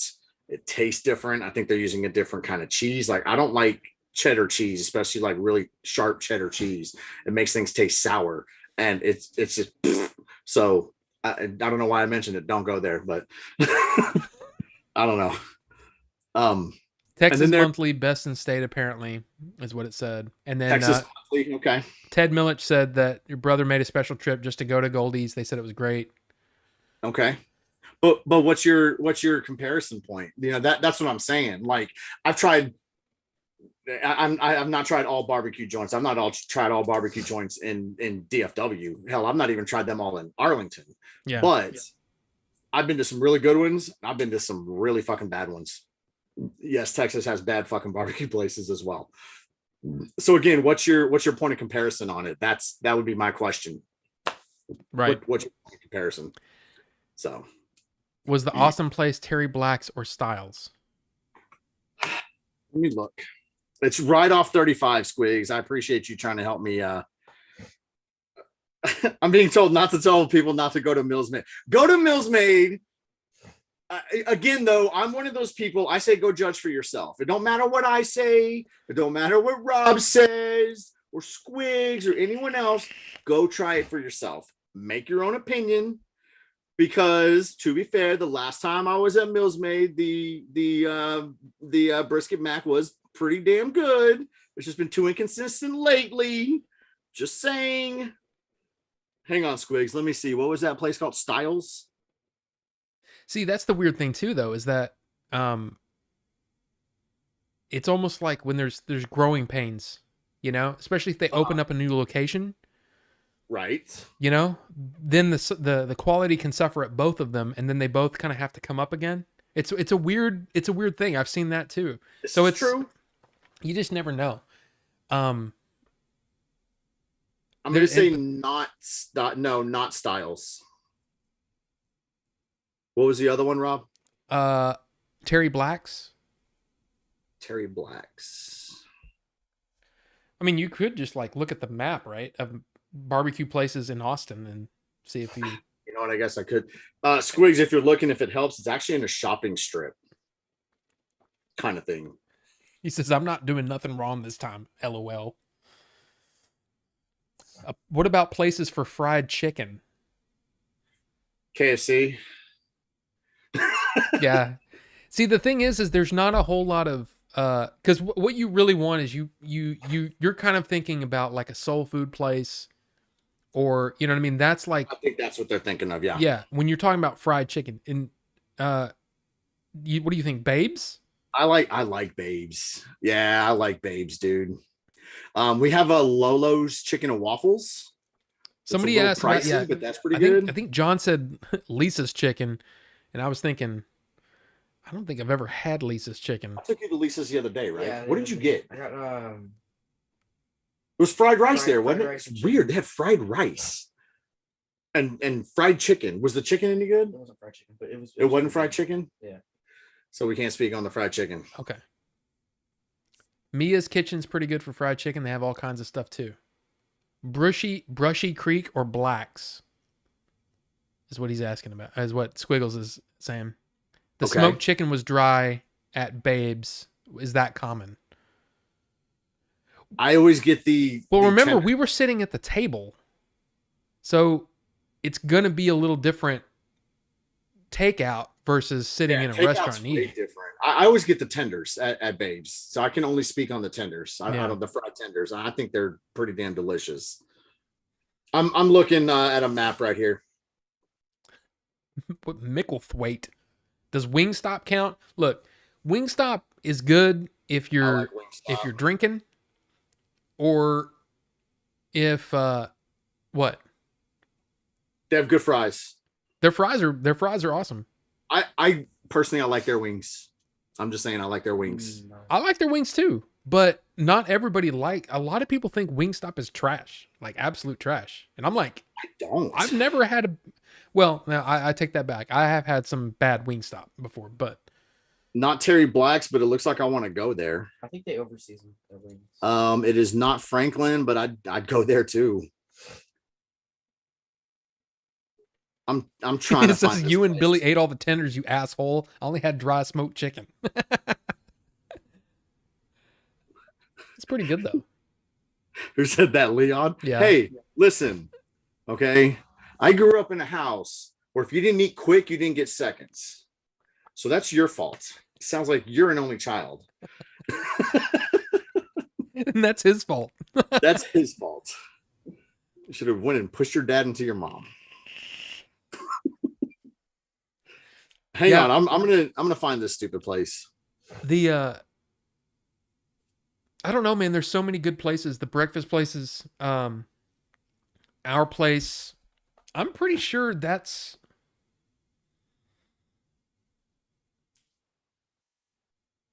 Yeah, because our place, there's a couple of them. Maybe it is in Round Rock. So when you're talking about breakfast places, I think our place is definitely good. Our place is good. Yeah, I'm talking about breakfast. Yeah. Salt Lick is what I was thinking of when you said the pit. Yeah. And no. Ugh. No? Let me say it again. Ugh. Time and time again, wing restaurants have their wings too small and too saucy. My favorite wings can be found at the grocery store. Tyson Buffalo Wings, very meaty, grain-fed, and not overly saucy. You know what, though? Sauce is everything, man. Sauce is everything when it comes to barbecue. Like, I hate mustard, like mustard seed based barbecue, because I can't stand the taste of mustard. So I'll actually, do a finger dip on the mustard first. And if it's mustardy, I'm out. You're like, no, I'm out. No. Yeah, see, I don't know. I don't really care. I'll eat anything. I'm one of those guys. Is this it? Pokey Joe's? But see, I love Wingstop. I love a lot of their flavors. I like Buffalo Wild Wings a lot. Okay, I found it. Sorry, I found it. It's called Pokey Joe's. It's actually in Round Rock, not Joe's. Austin. So it's right before like Austin city limits going southbound on 35. Pokey Joe's, yes. I'll make it a point to stop there every time I roll through town. So take that for what it's worth, Mango habanero. Leon, that's what I get at Buffalo Wild Wings is mango habanero. Is that, or was it just that sauce? Oh, that's sauce. Yeah, that's right. You got the sauce. Yeah, that sauce is badass. I sent him a bunch of stuff, like a huge. Dude, it cost a ridiculous amount of money to send all the stuff he wanted, but we got it all. I got it all sent to Leon. To Leon, yeah. Like something like 16 pounds worth of like macaroni and cheese because he doesn't have it there. Yeah, Velveeta and crap. Yeah, dude. Oh, Velveeta. Woo! With that sauce packet. Woo! You should just send him a brick of Velveeta. That's what you should have done. We did. I sent him because he was gonna make like because I think I sent him some green chilies as well, so he can make like a queso. Okay. Yeah. Oh yeah. Oh, dude. God, fucking. All you need. You know what you need? Rotel. They can. Yeah. Rotel. Can of Rotel. Block of Velveeta and put some kind of meat in it. Ground beef, honestly, is like probably preferred in my opinion. Here you go, buddy. Thank you. Yeah. Yeah. What about fast food like barbecue? Honestly, I fuck with McDonald's. I love their barbecue sauce, but it's sweeter. No, wait a minute. I don't. So you're talking about the barbecue sauce at fast food restaurants? Yeah, like they don't sell barbecue. I mean, you get it for free. No, I know, but that's not. Okay. I completely was like, I just kind of changed gears. Just kind of went a different, I guess, tier of barbecue. When it comes to barbecue sauce, yes, I like theirs. See, I'm not a big chicken nugget guy. Like most of the time when I go to a place, I get burger and fries. But I like to dip my burger in the barbecue sauce and my fries in the barbecue sauce. So do you, like, when you go to Twisted Root, do you get the barbecue burger? No. I just get the usually just regular cheeseburger. Like a build your own, I think they call it. American cheese and onions and tomatoes and pickles, sometimes pickles. Okay. I was just wondering, like to me, it's like, usually when I go to a new burger place or whatever, I usually try to get the basic ass burger first. Same. That way because you can. That's how you judge. Oh no shit, really, huh? Not Well, animal styling it up. Yeah. Okay. Yeah. As long as we're on the same page. Yeah. Well, that's different. That's totally different. I like the regular old In-N-Out burger, so there you go. But I think animal style is what puts it over the top. Like if that's all they had was the regular burger, I'd be like, yeah, it's pretty good. It's not bad. But to me, the animal style is what puts it over the top to being like my favorite of that tier. Oh, it's gross. What do you? Because they fry the mustard into it. Yeah, it's freaking good, man. Mustard. I know you don't like mustard, and that's fine. I like mustard. What are you gonna do? But see, the thing is though, like I would rather have Whataburger than Five Guys any day of the week. No question. I go to Whataburger over Five. Dude, I got everything around me. You know where I live. Yeah. I got everything around me, including Five Guys. But I always go to Whataburger way over Five. I go to Five Guys, and I do like it. Don't get me wrong. I might go like once a year, maybe. See, I haven't been to, I've only been to, the last time I went to Five Guys is when I was still working with my last job. Okay. And I don't know why I'm afraid to say it, but I still don't, It was Apple. I used to work with Apple. Anyway, yeah, man, seriously, when I walked out the door and was like, I can't believe I just spent $20 here. Oh, it's expensive. Don't get me wrong. Yeah. I was just like, that was not worth, and it wasn't that good. Like I would have rather gone to Whataburger and paid half as much and gotten stuffed. Yeah, not Gary. I'm pretty damn picky eater, honestly. But also, I apparently like things that a lot of people don't. I like black licorice. And I can't think of one person who's like, yeah, I like black licorice. I like black. I'll eat. Give me all the black jelly beans. I don't care. I love black licorice. Yeah, see, that's not me. Apparently, people have a distaste for olives. Do what now? People apparently have a distaste for olives. There's a pretty big group of people who don't like olives, apparently. Yeah. I like olives. I don't like black olives. You don't like black olives? I don't like black olives. See, I'll eat black, green. I don't care what color it is. Yeah, green. I'm good with green. Oh, I don't. Candy corn sucks. Dude, candy corn, again, it's that, who I can't remember the comedian. Tastes like wax toe jam. He said, for some reason, and this was, again, a joke that was a little older. It's not so funny, especially if you have family members that have Alzheimer's. But he said, I always get Alzheimer's when I see candy corn. And everybody's kind of like, what? And he said, it's because every time I look at it, I'm like, candy corn. Yeah, he eats it and forgets he hates it. Yeah. Right. Yeah. And he says, why is it every time it's like, son of a bitch, I can't believe it's corn that tastes like candy. It's gross. It's terrible, man. It's terrible. But it's terrible. I eat just about anything, but black licorice, I'm not a fan. And that stuff that the Vegemite or whatever that freaking Leon sent, that he was like, or Marmite.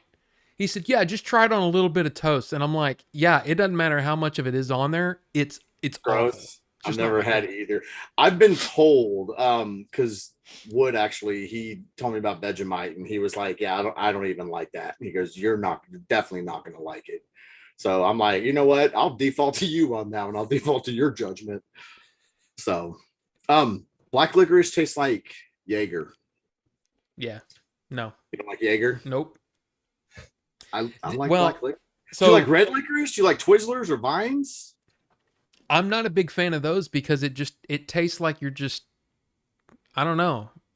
It's gross. It's just it's the texture. It's so hard. It's like are these in date? You know. Listen, life hack. If you take a Twizzler, you can still hear me, right? If you take a Twizzler and you cut off or bite off the ends, you can actually use it as a straw. Right. Yeah. So there's a life hack for you. Yeah. It tastes like it's not in date to me. That's what it tastes like. Chewing rubber. Yeah. I like it. I like licorice. But hey, I mean, look, it's everybody likes different. But see, now, okay, I don't know about the Twizzlers pull and peel, but I like sour straws. Those are pretty good. Different. They're different. Oh, they're different. Okay. Sour, yeah, they're different. It's Twizzlers. Think of what's the string cheese? You know how you can. Oh. String cheese. It's kind of like that. I don't even know if they're around anymore. I do remember when they were. I don't know if they still are. Jaeger bombs are all that me and the boys drink when we go. Oh no. See, there it is. Okay. So that's part of the reason why I don't drink anymore is two different liquors. Jaeger and Goldschlager. Goldschlager. Old school. All right. They bought me for my 21st birthday. They bought me a big bottle of Goldschlager. Okay. And I drank almost the whole thing and was doing the vomit burps, Goldschlager for like a week and a half. Ooh. And it's just like, no. And it was seriously, I was so sick from that it was like, I never really want to drink again. And I think the last time I got drunk was when I was like actual drunk was like when I was 22.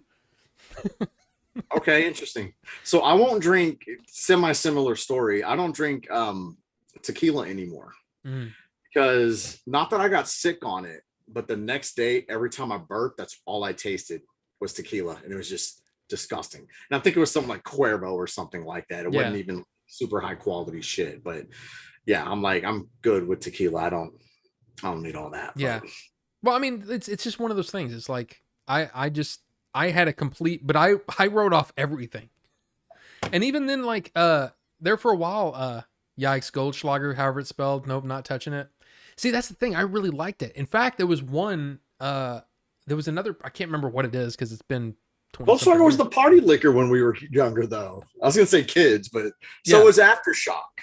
Remember Aftershock? I remember it. I don't remember if I just remember there was a peppermint. So Goldschlager was more like the cinnamon mint. Both peppermint. Aftershock was more. Well, Goldschlager was cinnamon, wasn't it? No, Goldschlager, I think it's more peppermint. Like God, I just freaking lost it. I had it. Rumplemints. That's what I used to, yeah. And Aftershock was more peppermints or cinnamon, actually. Maybe. Okay, so maybe Aftershock, I don't think I ever had. But Rumplemints for sure. Rumplemints was definitely one of those that I really liked too. I like Rumplemints. Yeah. Yeah. Aftershock had like it's a clean like Goldschlager's more syrupy, and Rumplemints is the thinner. Yeah. Yeah. So I think I actually liked Rumplemints better than Goldschlager, but they bought me Goldschlager, and then now I don't drink ever again. You're drinking Gold Flakes with Goldschlager, so. Well, I know, but we win. Yeah. What if you were peeing out Gold Flakes? Can you imagine? Was that really actual gold? That's what I've always heard. I'm sure it is. I mean, it actually goes through your digestive tract. But anyway, so if you drink enough of it, you'd have golden shit. But anyway. Okay, there's that. Hey, if only I could take crack into Retropalooza. Who said you can't? Well, that's what I'm saying. I mean, the things that Billy has smuggled into Retropalooza. So, you know. First of all, he don't need to smuggle anything. He knows the goddamn owner. Right. That's true. And he's always on the no checklist at security. So it's not. Don't let him lie to you. He didn't smuggle anything. He walked in. Right. He just walked in. Right. But yeah, the convention center might say something. So hide it from them, but you ain't gotta hide it from me. I don't give a shit. Dude, I'm really looking forward to it this year. Like so many people. I mean, Martin is coming. The composer, Martin, Nice. Okay. yeah, Okay. he's coming. Leon's coming. Dave said that he's really trying. What time is it over there? School hadn't started yet, right? Let me text him. Yeah, it's one more 11:20 time. there. He He was should be he was up. in here earlier. Because I'm not really like adding a whole lot of new guests right now to the lineup because I've got a bunch. I've got a really good lineup coming. I'm adding. Here's an exclusive. 8-bit guy is coming, but he's local, so he ain't costing me anything. Thank know you, what I mean? Mystic. If they're local, then I'll add them. See, that's the thing, guys. If you go, hey, congrats on the 1K. I really didn't do much. I mean, it's seriously Billy putting that shout out at the end of that Game Chasers episode put me over. So, it's these guys. So, I put the channel together and I do the videos and all that kind of stuff. And I've held on to some subscribers, but come on. You know what, dude? You would have gotten there. I would have gotten there. Got you I there think, a little quicker. That's all. I do believe. Well, I mean, just that one video. Remember the Indian video? I had like 200 new subscribers from that one video. Exactly. Have the second one do. The second one, it's like I think that first video is it like I think it's almost at like 40K now or 36, 37, whatever it is. Not bad. The second one only did like 2,000 or 3,000, but still, for me, that's still good. Though. Yeah, that's good. It's like, look, let me break down some YouTube for you. If you have 25% of your subscribers, don't matter if it's 25% of your actual subscribers. Okay, let me break it down for you. If you have 1,000 subscribers and you're getting 250 views on a video, that's considered good on YouTube and by YouTube standards and analytics. So if you got 1,000 subscribers and you had a video that hit 3,000 views, 3 times your subscriber rate, that's fucking badass. That's badass. Trust me, you're doing really, really good with that. So there's some. I do appreciate it. I just know that I feel like there's a lot of that growth. Look, hang on, 94 best you ever said a best. Just because they helped get you discovered doesn't mean you weren't worth sticking around for. And I've told you that too. No, I've told you that too. I appreciate that. I just know that I wouldn't have got there nearly as fast if it weren't for you guys. And we helped. I've been doing it for 2 years, right? Okay. And all of a sudden, in one weekend, I went from 517 to 1,017 in one weekend. Y'all get ready to see more of Rob on our channels because well, he should be because he's awesome. He's a plethora of certain types of nerd knowledge. I know you're not really into video games, but I think like everyone knows Melbourne's a fucking Star Wars dork, right? Yeah. I think you know more than he does about Star Wars. I mean, and he knows a lot. No, I mean, I don't know. He said things that made me go. I'm not saying you can't bring something to the table. Yeah. But see, like, to me, it's like you're like the toy and video game guy. Billy's more video. He's more of a even movie, video game, toy. He's a little bit of everything. Melvor's more toy and movie, and I'm more movie. Like I'm more movie, and then I've got interests in a bunch of other stuff too. So it's weird how like if we do this podcast, man, it's gonna be an interesting kind of mix of people. It's gonna be different like levels of, like you said, like your movie knowledge is up here, right? Overall movie knowledge. I would put me here, then Billy, then Melvor, right? But if we go toy, I'm at the bottom now.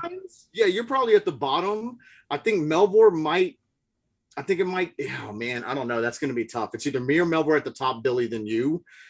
But depending on the toy line, Billy would know more than me or Melvor.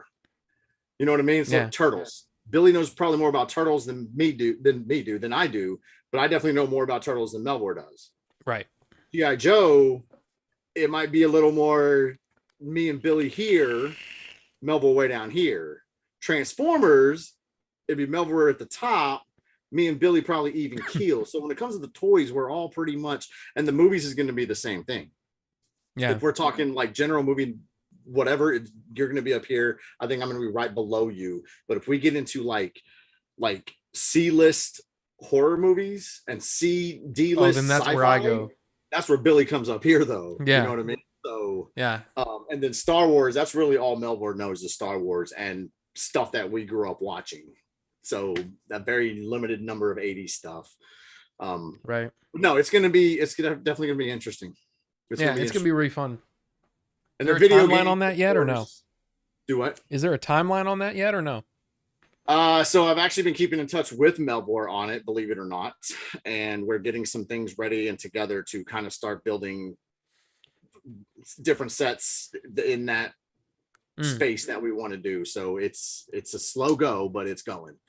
But we do still have that 80s set where we could definitely start doing something nowish if we needed to and wanted to. So right, really take the four of us getting together and going, okay. Truthfully though, it'll be a little bit easier to get Melville locked in on something once school starts. Okay. So that's going to be a pretty big thing too, which would be more daytime filming, but all of us can do that. So it doesn't matter. Yeah. Caleb said the first podcast should be about Valerian and how much it changed your lives. Oh, that movie. Adventures in Podcasting. Not bad. It's not terrible. You we know, need a name, don't we? We don't even have a name for it. Yeah, well, I mean, the name always comes last, I think. Yeah, you got to get the idea of what you're gonna do first, and then. Very true. But yeah, man. I mean, you know me. I'm down. I'm down for. Oh, and I started my. You can't read that, which is good, but my note cards. Index cards. Yeah. What? Script. I've been playing around with. Okay. Hey, turn it around. Don't let them see it. They can't read that. I don't know.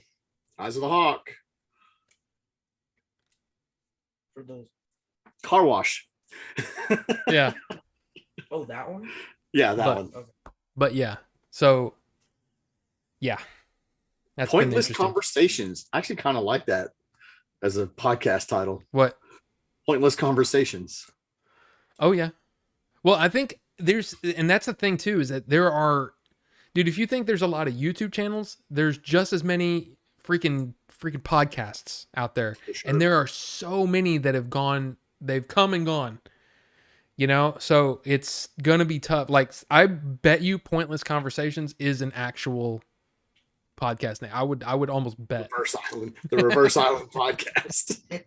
Yeah, there you go.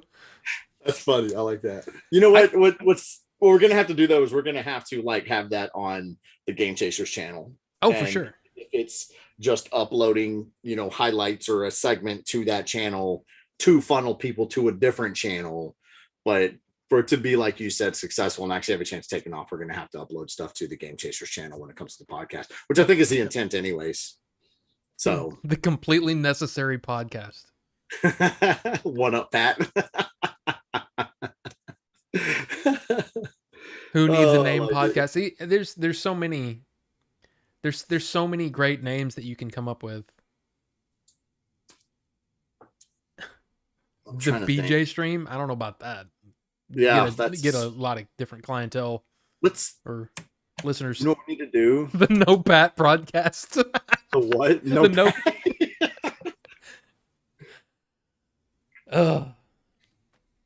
NPP podcast. Oh, just spit root beer all over the place. Oh, I was actually going to ask you, and this has probably been on your mind. You said that you wanted to enter some more film festivals. I do. Do you have ideas for what you want to enter? I haven't looked yet, but I know. So I know some were waiting on because the I guess what's the word I'm looking for here? Submission date hadn't come around yet. Yeah. Yeah, like the next deadline for okay, so we missed a couple actually. Awesome. There's Sundance. I thought we entered that one already. Mm-mm. Okay. No, we didn't. I want to enter it just to enter it. I mean, because why not throw shit at the wall and see what sticks? Yeah. Later, Leon. Oh, take it easy, Leon. 4:30 in the morning. Jeez, man. Thank you, Leon. We'll see you later. Los Angeles Comedy, Silicon Beach Film Festival, Texas Indie Filmmaker Awards, which that may be one of those where. See, I'm starting to look at these where they have like all of these freaking things, and I'm thinking, yeah. I gotcha. Yeah, just trying to make money. Austin, yeah. Yeah. So I don't know about that one. The Santa Barbara International Film Festival, Deep in the Heart Film Festival. I thought we decided no on that one. That was in Waco, right? Oh, and Austin Film Festival we can't enter. Philadelphia Independent, but I guess we need to revisit that and see what we want to. Yeah, someone said Phoenix. Someone mentioned the Phoenix one the other day. I saw. On Twitter. And we can. We need to keep an eye on Tribeca because I would like to enter that too, but it's not. I'd like to enter Tribeca. Year. Okay. Yeah. I'd like to enter Tribeca. Yeah. Because again, you never know, right? Dude, and this is what I was saying earlier. Wouldn't it be cool if, because I don't think Kevin Smith is watching all the movies. Right? Okay. So, but wouldn't it be cool if they were like, they call Kevin, because Kevin's doing like the Clerks 3 stuff where he's doing the tour. Right. And they call him up and they're like, dude, you really should watch this one. This one's right up your alley. I mean, if it's gonna be up anyone's alley, it's gonna be his. It's that type of comedy. Dude, I know. And that's the one, it's weird because that's the one I'm like, I really want that one. But I do too. I just want to make selected on that one. Because then we can at least go. Yeah. And then, unless they've changed something, we'd actually get interviewed by Kevin Smith. So I think, so clearly the interview is on a movie, unless it's just generic ass questions. You'd think he'd watch the movie, right? Yeah. Yeah. In theory. Well, I mean, if it gets selected, I'm pretty sure at that point, he's probably not whittling through all of that stuff. It's that Ernie guy or whatever, right? He's him and his team is probably working on all that. But then when it comes to, all right, now it's time to do the thing, he's probably like, okay, Kevin, you really need to watch this one. And I was even thinking, again, it's this like this weird thing. It's like I guess it's like a weird fantasy in my head where I'm like, they're like, okay, look, you're not going to win any awards on this, but man, we want to talk to you. You know what I mean? It's like in my head. I'm like, dude, I'm more excited about this first year schlock film festival than like Sundance. Right. Right. Like to me, it would mean more if we made, we got selected. We actually got to go to Jersey, got to go to the Smod Castle Film Festival, got to meet Kevin Smith. Like that would almost mean more to me than making selection in Sundance. I mean, that would be like really cool. Personally. Right.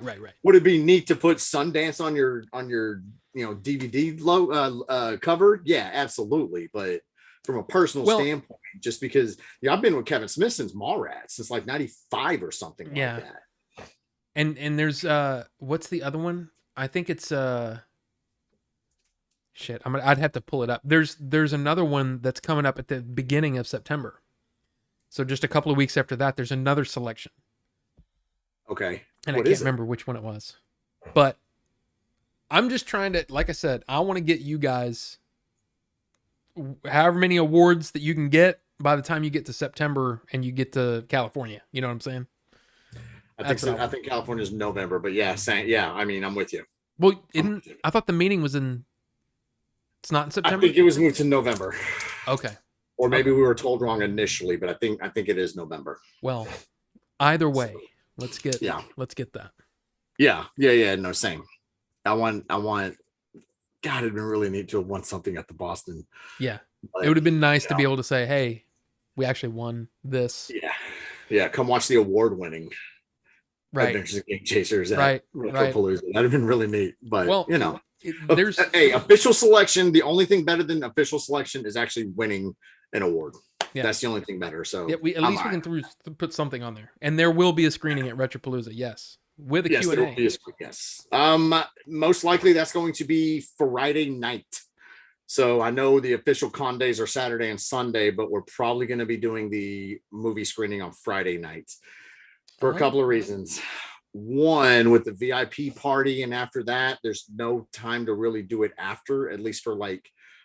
So I know VIP people are going to want to be there, but if they're and they're going to want to be at the party because they're paying extra to be at the party. You don't have to be VIP to be able to get into the movie. And I talked to Billy and a couple of other people about this as well. And I think Friday night is the best time, probably looking at like maybe an 8 o'clock start time or something.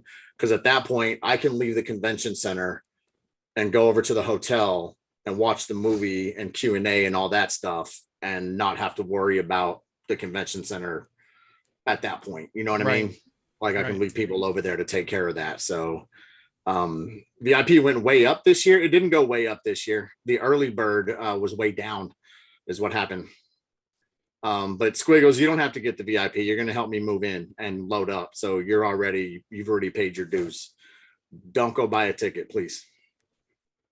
It didn't go way up. Plus you're getting a lot more with it. We're going to do a lot more with the party this year than last. I'm going to be giving a lot more stuff to VIP for the VIP purchase and all that stuff.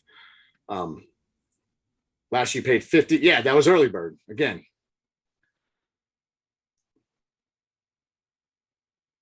Why are you trying to cause trouble, Squiggles? He's trying to cause trouble. Like, you got the early bird pricing on that. Trust me. That's strippers. So, I don't think there's going to be strippers. I mean, no. Plus, to be honest, 80. How much is it now? 80. Damn, that is expensive. It's still cheaper than other places. So there's that. I can say that it's still cheaper than a VIP ticket at other conventions. Right. Lots of other conventions. Gonna need help loading the arcades like last time? Absolutely. That's from Star Fox. Absolutely, yes. I'm so glad you guys had a premiere, man. That was nuts, man. That was nuts that, really night. Cool. I barely remember most of it. And I feel bad because I wasn't in any, like most of the pictures taken. I got to take like 2 pictures. Because I was hurting people, family members and whatever showing up. I didn't the place that night. Get to take many either. I was working merch and check in and then when it's time to get everybody herded in and all that. But it was I would do it again. It was fun. Oh yeah, that was a blast. That was a blast. Well, dude, I don't want to keep you. And it's all right. One question real quick before we go. Sure. Best root beer. Best root beer. Best root beer.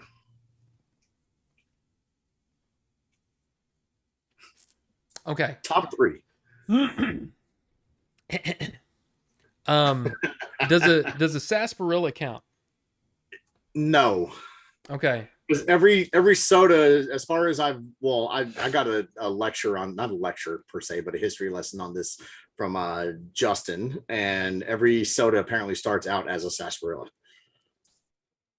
And then things are added to it to make it really that drink. I think that's how it went. Got to be honest. When he talks, I sometimes just hear wah wah wah wah wah wah wah. So no, sarsaparilla don't count. Okay, then I would probably say, can I say the twisted root beer? Any root beer. Any root beer you want. Yeah. I would say twisted root beer is probably my favorite. Then probably like IBC. IBC's in my top 3. And then at that point, probably A&W. A&W's in my top 3. I like Barks would be the other one. But it's like, I don't know. It tastes cheaper to me. It doesn't taste as full, huh? It has bite. Yeah. Yeah. I like A&W because it has more of vanilla flavor than a lot of other root beers. Yeah. And I love vanilla flavor. And Barks, it has bite. It's like the whiskey of root beers, if you will. Oh, mug root beer. Burns going down. And IBC is just like, I don't know. It's just quality. I don't know that we have any other way to put it. It's just quality root beer in a glass bottle. And things taste different. Glass bottle, tap, can. For sure. Plastic bottle. You don't think so? I don't think there's a can IBC though. No, there's not. But I just mean in general, drinks taste different if you put them into different containers. Does it taste better if you get in the A&W restaurant? 100%. Yeah, with that frosty mug and tap, I gotta be honest. Yeah, and I'm a big fan. I love A&W, but yeah, if I dude, oh my god, what if they sold like mini kegs and you could actually put it in your fridge? Or get your own like kegerator. Dude, apparently they're selling the A&W mugs like on their website and stuff. Like you can. Yeah, no, I stole a few back in the day. It's funny because back in the day I stole them. Now but they it's sell also them. but it's also mixed differently at an A&W restaurant. It's kind of like I always loved Dr. Pepper, but Dr. Pepper at McDonald's, it's just better. It hits different. It does. At McDonald's. Sprite at McDonald's hits different. Yeah, I agree. So it is that's part of it too. But Mug Dads. I used to like Dads, and then I tasted it as an adult, and I don't know if they changed something ingredients, but it was like, Dads is good. I like Mug better than Dads. See, to me, like if you had said sarsaparilla is included, the Sioux City sarsaparilla, I'd rather have that than any root beer on the planet from Cracker Barrel. But is it? Well, they have Stewart's root beer at Cracker Barrel. That don't really count as sarsaparilla. Is not root beer, is it? I don't know. All I know is it tastes like root beer to me, and it tastes like the best root beer I've ever had. I'm so tastes like root beer. I'm telling you, next time you're at Cracker Barrel, if you've never had one? No. Yeah, you ought to try it as a root beer guy. I mean, you brought up the question. I love root beer. You should definitely try it. Dr. B from HEB is better than Dr. Pepper. I don't think I've ever had it. Interesting. That's like saying Dr. Thunder from Sam's is better than Dr. Pepper. Well, right. So Walmart and HEB are I mean, if we're talking tiers here, HEB is higher quality than Walmart is and Sam's. Yeah. So according to Wikipedia, sarsaparilla says it is similar in flavor to root beer, not that it is a root beer. So I'd have to say no, not a root beer. Okay. Well, I'm just saying. Sarsaparilla is sometimes considered to be a type of root beer. There are dozens of brands of sarsaparilla made by microbreweries, mainly in the United States. But considered to be and actually are. Is that like... See, it's one of those things where and it may be that the Big Lebowski kind of ruined me because, you know, that's what Sam Elliott is asking for. You got a Sioux City, right? Okay. And when I finally saw it, I'm like, oh, holy crap, that's an actual thing. Okay, I got to try this. And then got it home, put it in the fridge, all that kind of stuff, and it was just like, okay, this is. And I was for a while there. It's like the only soft drink I would drink because it was just I loved it so much. I don't know if I've ever had just sarsaparilla. I might have to track some down. Yeah. Ever had a grape knee-high? Isn't it N-E-J-H-I? Mm-hmm. Yes, I have. Miss Surge. I miss Surge. Surge was pretty good. Remember the rumors about Surge back in the day, like it made you sterile? Did you ever hear that one? So stupid. How does crap like that get started? HEB is legit. Pineapple, grape, blue, and all their other soda flavors. Mm-hmm. Oh, I forgot about pineapple, dude. We used to get 3 liters back in the day. We used to get the 3 liter. Yeah. From HEB? Pineapple soda. Yes. I'm talking like in the 80s.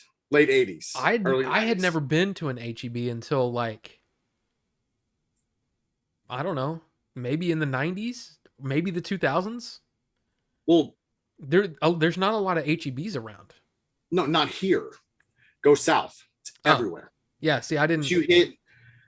Once you hit like New Braunfels, San Antonio, and south from there, it's everywhere. Houston, it's everywhere down there. Yeah, see, I was never just making its way up here.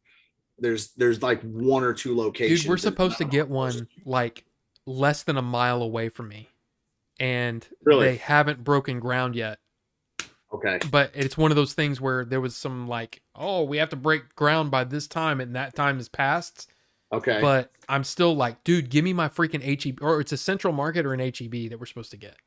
And I'm like, I need that in my life. Dude, HEB needs to happen here. It's too big a city here to not have one. It's 3. We need 3. It's too good. It's too good. All their stuff is good. All of their like the store brand stuff is like awesome. When I left, dude, their meat market. No, I like HEB. It's God. cheap. When I left Corpus Christi to move up here to DFW in like, what was it, 1991, HEB had completely taken over. I don't remember a Kroger, an Albertsons, like it ran all those dudes out of town. Now I don't know about now, or maybe I was just too young to realize that, hey, there might be these stores in other parts of the town. Yeah. But where I was, they didn't exist. And yes, I do remember the pineapple soda pop. Thank you for reminding me of that. That's weird. I haven't seen them. Doctor Strange. I haven't seen them. Did you tweet something? What's up, Dr. Strange? Can't stand cream soda. I like cream soda. NW cream soda. I like it. I do too. Yeah, it's well, remember because I drink Dr. Pepper at Blockbuster. Like all the time. All the time. And I wanted Dr. Pepper, but we had Coke in the thing, so we would deal with Coke. Mr. Pibb. Or yeah. Cherry Coke is what I would Cherry Coke, okay. Yeah. But then yeah, like after I left Blockbuster, then I got onto Mountain Dew, Code Red. Okay. And I drank that all the time. Then I went to their own brand of popcorn. They did. They did. It was the buckets. And they were good. Yeah. It was really good. Yeah. Dude, there's so many things I miss about that freaking place, man. See, I think it's different for me and you because we worked there.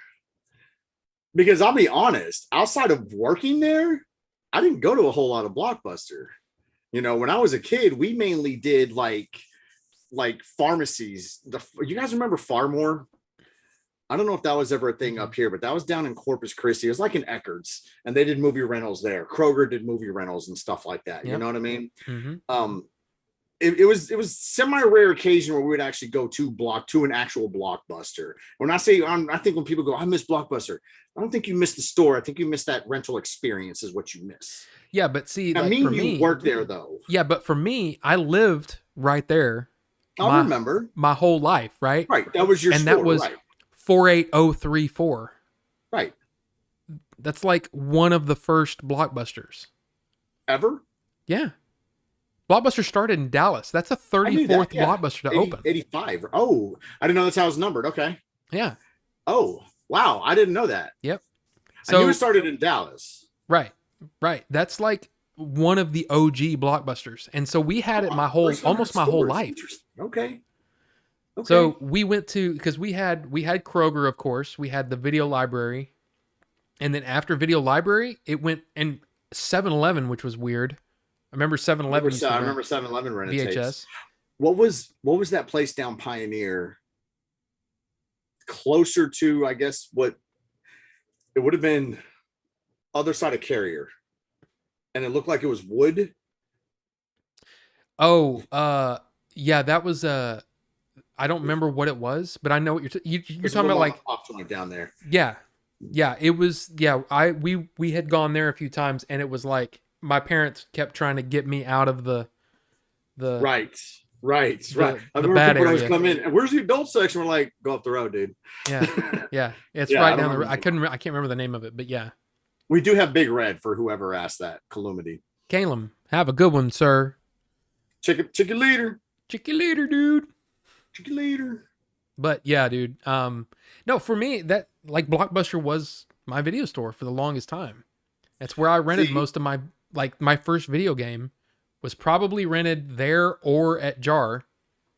Okay.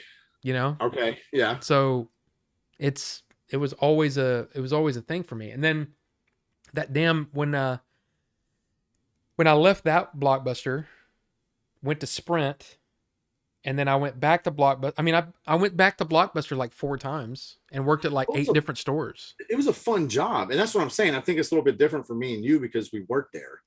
And when you work there, you get a little bit different perspective. To this day, that's still one of the best jobs I've ever had. One of the funnest jobs I've ever had. The pay was dick. Oh, yeah. But it was a fun job. And I think a lot of that is, we've talked about this many a time. It's who you work with. Yeah. Well, we made a family there. It was awesome. It wasn't coworkers. We were family. And when we were doing interviews, we were interviewing to see if you were going to be part of the family or not. Pretty much. It was pretty much. At least that's how I did it. You know? Yeah. Well, dude, here's all these questions that they want me to ask you. Yeah, screw that. What are your favorite movies? Right. What games? Give me an example of the time there was an upset customer. Fuck out of here. Yeah. What's I your wouldn't favorite ask that alien question. movie? Yeah. What's your because then you're figuring out because I mean I can teach you how to talk to customers. Exactly. But if you can't talk to me about what your favorite movie is, how are you going to do any of that job? It's part of the job. Right. It's part of the job. You got to know movies. Bottom line, you got to know movies. But you also need to be able to talk to people. Exactly. And if you're too shy or whatever, or you're sitting there going, I don't know, then you don't like movies, dude. Get the hell out of here. This isn't a job for you. You don't like movies. Yeah, get out of here, dude. You're just looking for free rentals. Get the fuck on. Or if they're like, but see, that's the other thing though, is that sometimes they go, I'm not really into movies that much, but I really like video games. Oh, okay. What's your favorite video game? And then hear them talk about video games. Well, video game rental was just as important as movie rental. Right. That's what I'm saying. So it was like, you had to have, so that would be my question. What's your favorite movie? Yeah. And go from there. It's an open-ended question and they can go any way they want. Yeah. And as long as you can answer me, then. See, what's great about that is there's no wrong answer. Right. Because let's say, like I said, let's say Billy comes in and he goes, you know what? I don't know about a favorite movie, but I can tell you my favorite genre is like this cheese dick C horror or C sci-fi stuff and horror stuff. Okay, good to know. Tell me a little bit about that. So when a customer comes in who has his same taste in movie, hey Billy, come here for a minute. Go ask Stan. Yeah, there's no wrong answer to that. Anyway, I kind of wish we dressed up more. You know, the Sting thing was pretty awesome. We ran that damn store. We could have done whatever the hell and did do whatever the hell we wanted. We pretty much did do that. Whatever the hell. That's what I'm saying. We pretty much did whatever the hell we wanted. I just remember that stupid. It'd come out, you know, and I'm walking over to finish. You put the thing in the computer at the end, right after you're done counting all the money. You're putting it all in the safe, and I come out. And all the boxes are just destroyed because y'all have been wrestling in the freaking boxes. And I'm like, guys, we have to use these. So, man, and I'd get mad, and then I'd be like, nah, it's all right.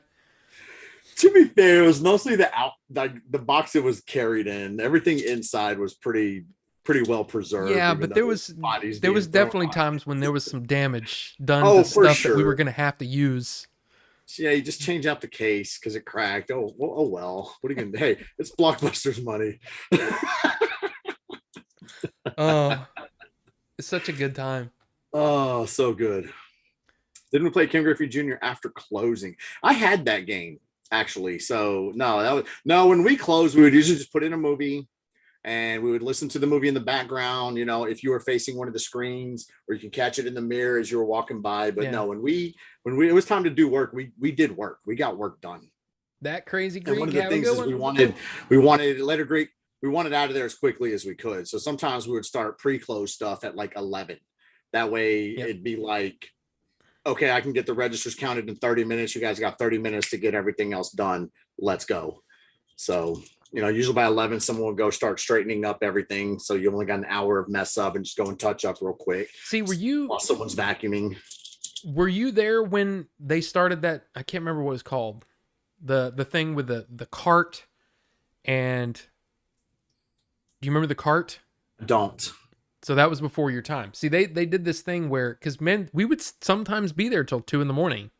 Yeah, no, I remember those nights. Yes. Yeah. But after this new thing where it was like, okay, you're starting all your closing duties at like 9 p.m.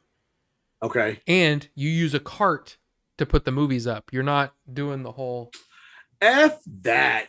But the cart was actually kind of awesome because you could run the whole store in one trip, and it was kind of awesome once you got used to it. Okay, I guess. But you also used that cart for when you were doing the new release wall, you know, changing things. Okay, I got you. It was pretty awesome. Anyway, it was called, I think it was like called Project Store or whatever. And what it was we had to be out of there, seriously, walking out the door at 12:15. Wow. Yeah.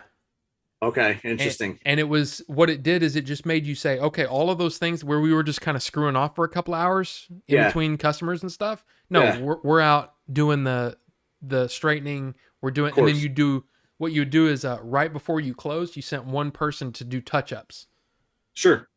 And so at 12 o'clock, all you got to do is fill the Cokes. You're vacuuming at like 9 p.m. or whatever. And you fill the Cokes. And by the time you're done filling the Cokes, I'm done counting everything. I put it in the computer and we're out of here. 12:15. Interesting. Yeah, it was weird. But anyway, I didn't know if you had used the cart at your store. I don't remember the cart thing was a late thing. I want to say, I don't remember when they started that. Because I want to say that was at 303 when I was using the cart. Because how long were you at Blockbuster? Like 2 years. Okay. So I was there a little longer than you the first time. And then I way past you later when I was working there for like many years past. Because you were at 303 store when I got hired. Yeah. And I was there when you left. Right. And then I quit and then came back and I started working with Krista.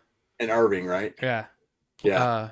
Was it MacArthur? No, Beltline Northgate, which was the number one, the busiest store in the country. Interesting. Yeah, you thought we needed to rock and roll at 303? No. Yeah. It was, dude, it was insane. They had 7 registers, all running at the same time. On some nights. Wow. Friday and Saturday nights, it was insane. We only had 4. Yeah. Well, the check-in register though, you could use that to check out people if you really wanted to. But we almost never did. No, we almost never did. When back then there was 2. There was 1, 2, 3, 4. So there was 6 at the Beltline Northgate. Okay. And it was like that was where I checked out Herschel Walker once, which was no weird. shit. Yeah. Yeah, he came in with his girlfriend, and I just was like, play it cool. Don't treat them like oh my god, who do you want? You know what I mean? I didn't do any of that shit. Right. I just checked them out, told a couple of jokes. They both laughed. They left, and I was like, that was cool. And then there was one of the at that time. Would he have been playing for the Vikings, or would he have been retired? I think he was already retired at that point because it was mid, probably like 2002, 2003. Okay, yeah, he'd have been retired by then. Yeah. Yeah, he was already done. Interesting. But then there was one of the. I remember at Sprint, I worked at all the Sprint stores, like DFW. I've worked at every single one of them. They're not Sprint anymore, but anyway, one of the Mavericks came in there, and I helped him, and that was like, and he was like super, like I've seen tall people before. No, this guy was like, holy crap! But he was one of the big time Mavericks at the time. But who was it? Do you remember? Can't remember his name. I'm not a basketball dude. What year? That would have probably been mid 2000s, somewhere in there. Mid 2000, like 05? Probably. 2004, 2005. I'm trying to think when Dirk got on, but you'd have known if no, it was wasn't. Dirk. It wasn't Dirk. Okay, you'd have known if it was It Dirk. was. I mean, I have no idea. I don't even know how to look it up. Like, I don't know what I would even look up. 2005 Mavericks roster, I guess, yeah. But I mean, it was weird, man. It was that area was just insane, and there were people that would like our Blockbuster. It was kind of trashy, right? I mean, it wasn't trashy, but it was Grand Prairie. You know, we're not going to get. It was Grand Prairie, right? Yeah. Dude. The Blockbusters I worked at afterward, like seriously rich people. Yeah, coming in there with their Ferraris and dude, all kinds of crazy stuff. Every now and then you go, oh my god, look at that car. Insane. Have you seen the last Blockbuster documentary? Oh yeah. And now it's an Airbnb. Is it exclusively Airbnb now? I don't think so. I think they just added it to it. Now I don't know if they are doing that anymore. That was just something that they were saying, hey, we're gonna try this.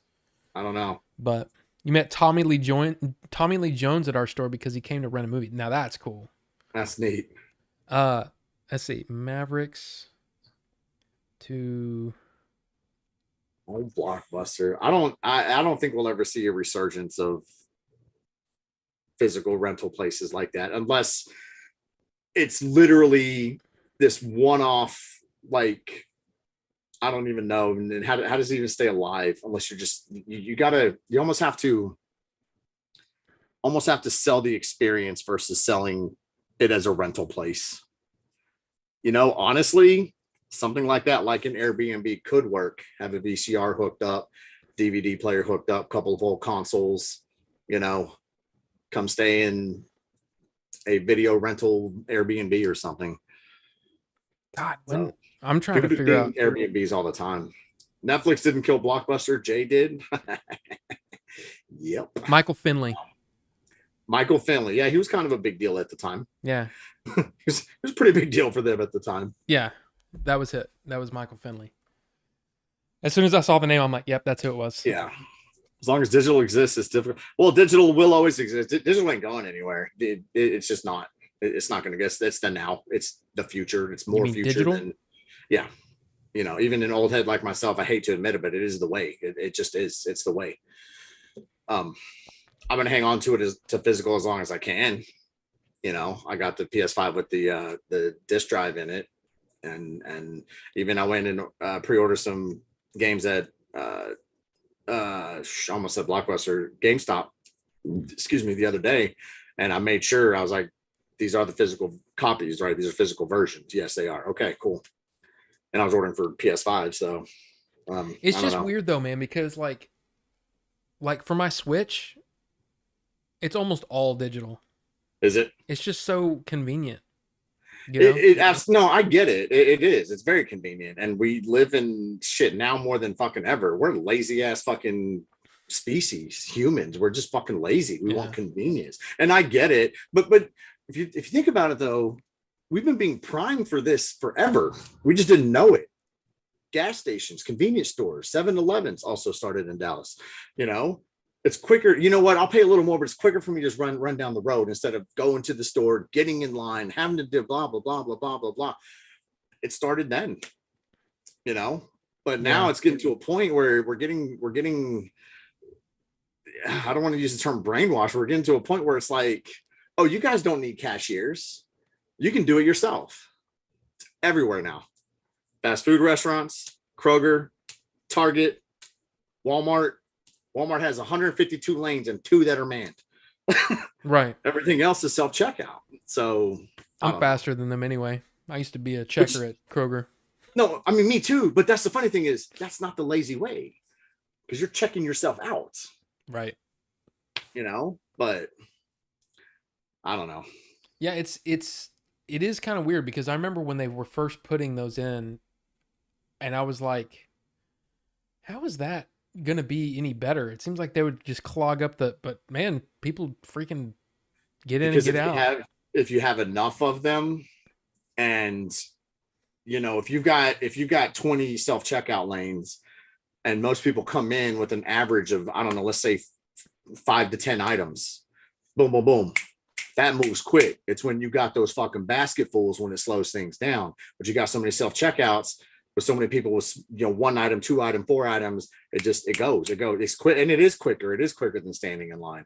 Target, at least though, you can still walk up and down the lanes and find people standing on the ends from time to time. But I don't know, man. It's just, and the reason they've done it is to get rid of employees. Now they're paying less on employees. It's cheaper to have a tech come in and fix something that's wrong with one of the machines than it is to have multiple employees on lanes getting hourly pay.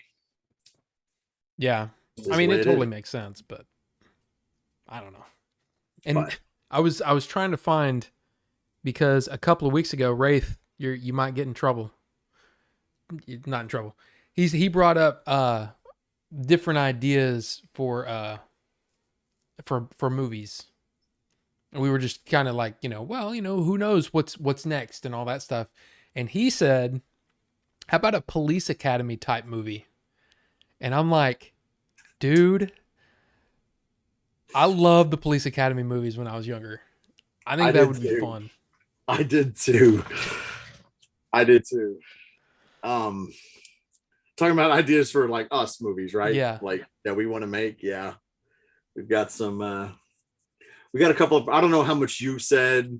We've got a couple of projects in the works. Right. We got a couple of scripts. I've pretty much told them currently right now. I've pretty much told them that. Well, we've told them, I think, before. We've just talked about the 2 ideas. Maybe at some point. The couple of ideas that were floating around. Okay, I think we have. Yeah. I think we have.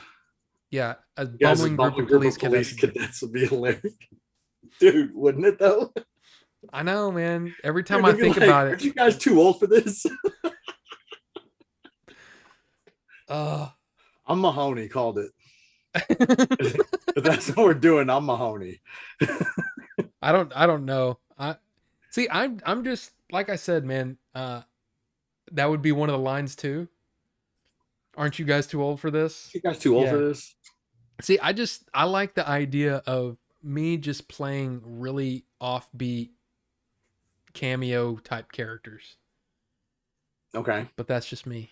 I like the whole idea. Well, I can't really say it because then I'd give something away for something we're planning that hasn't even been written yet. But one of the ideas, yeah, I can't really say that. I mean, you need to shake that because you're pretty important in one of the scripts right now. Right. But I'm talking about future projects. You know, it just depends. Gotcha. I got you. And dude, Tony Hawk was in part 4. That was Citizens on Patrol. It's part 4. I thought that was 3. I think it was 4. Police Academy 2 was. Maybe Tony Hawk was in 3. Citizens on Patrol. I don't remember. I don't think I've ever seen the 5th one. That was 4. Citizens on Patrol was 4. What was 3?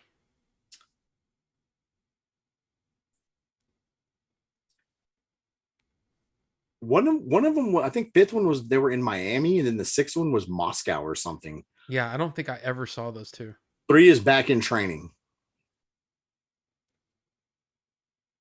Wow, I always thought First Assignment is 2. That's right. Good job, Wraith. Yeah, the First Assignment, then Back in Training, Citizens on Patrol. I think 4 is probably the one that I watched the most. Yeah, same.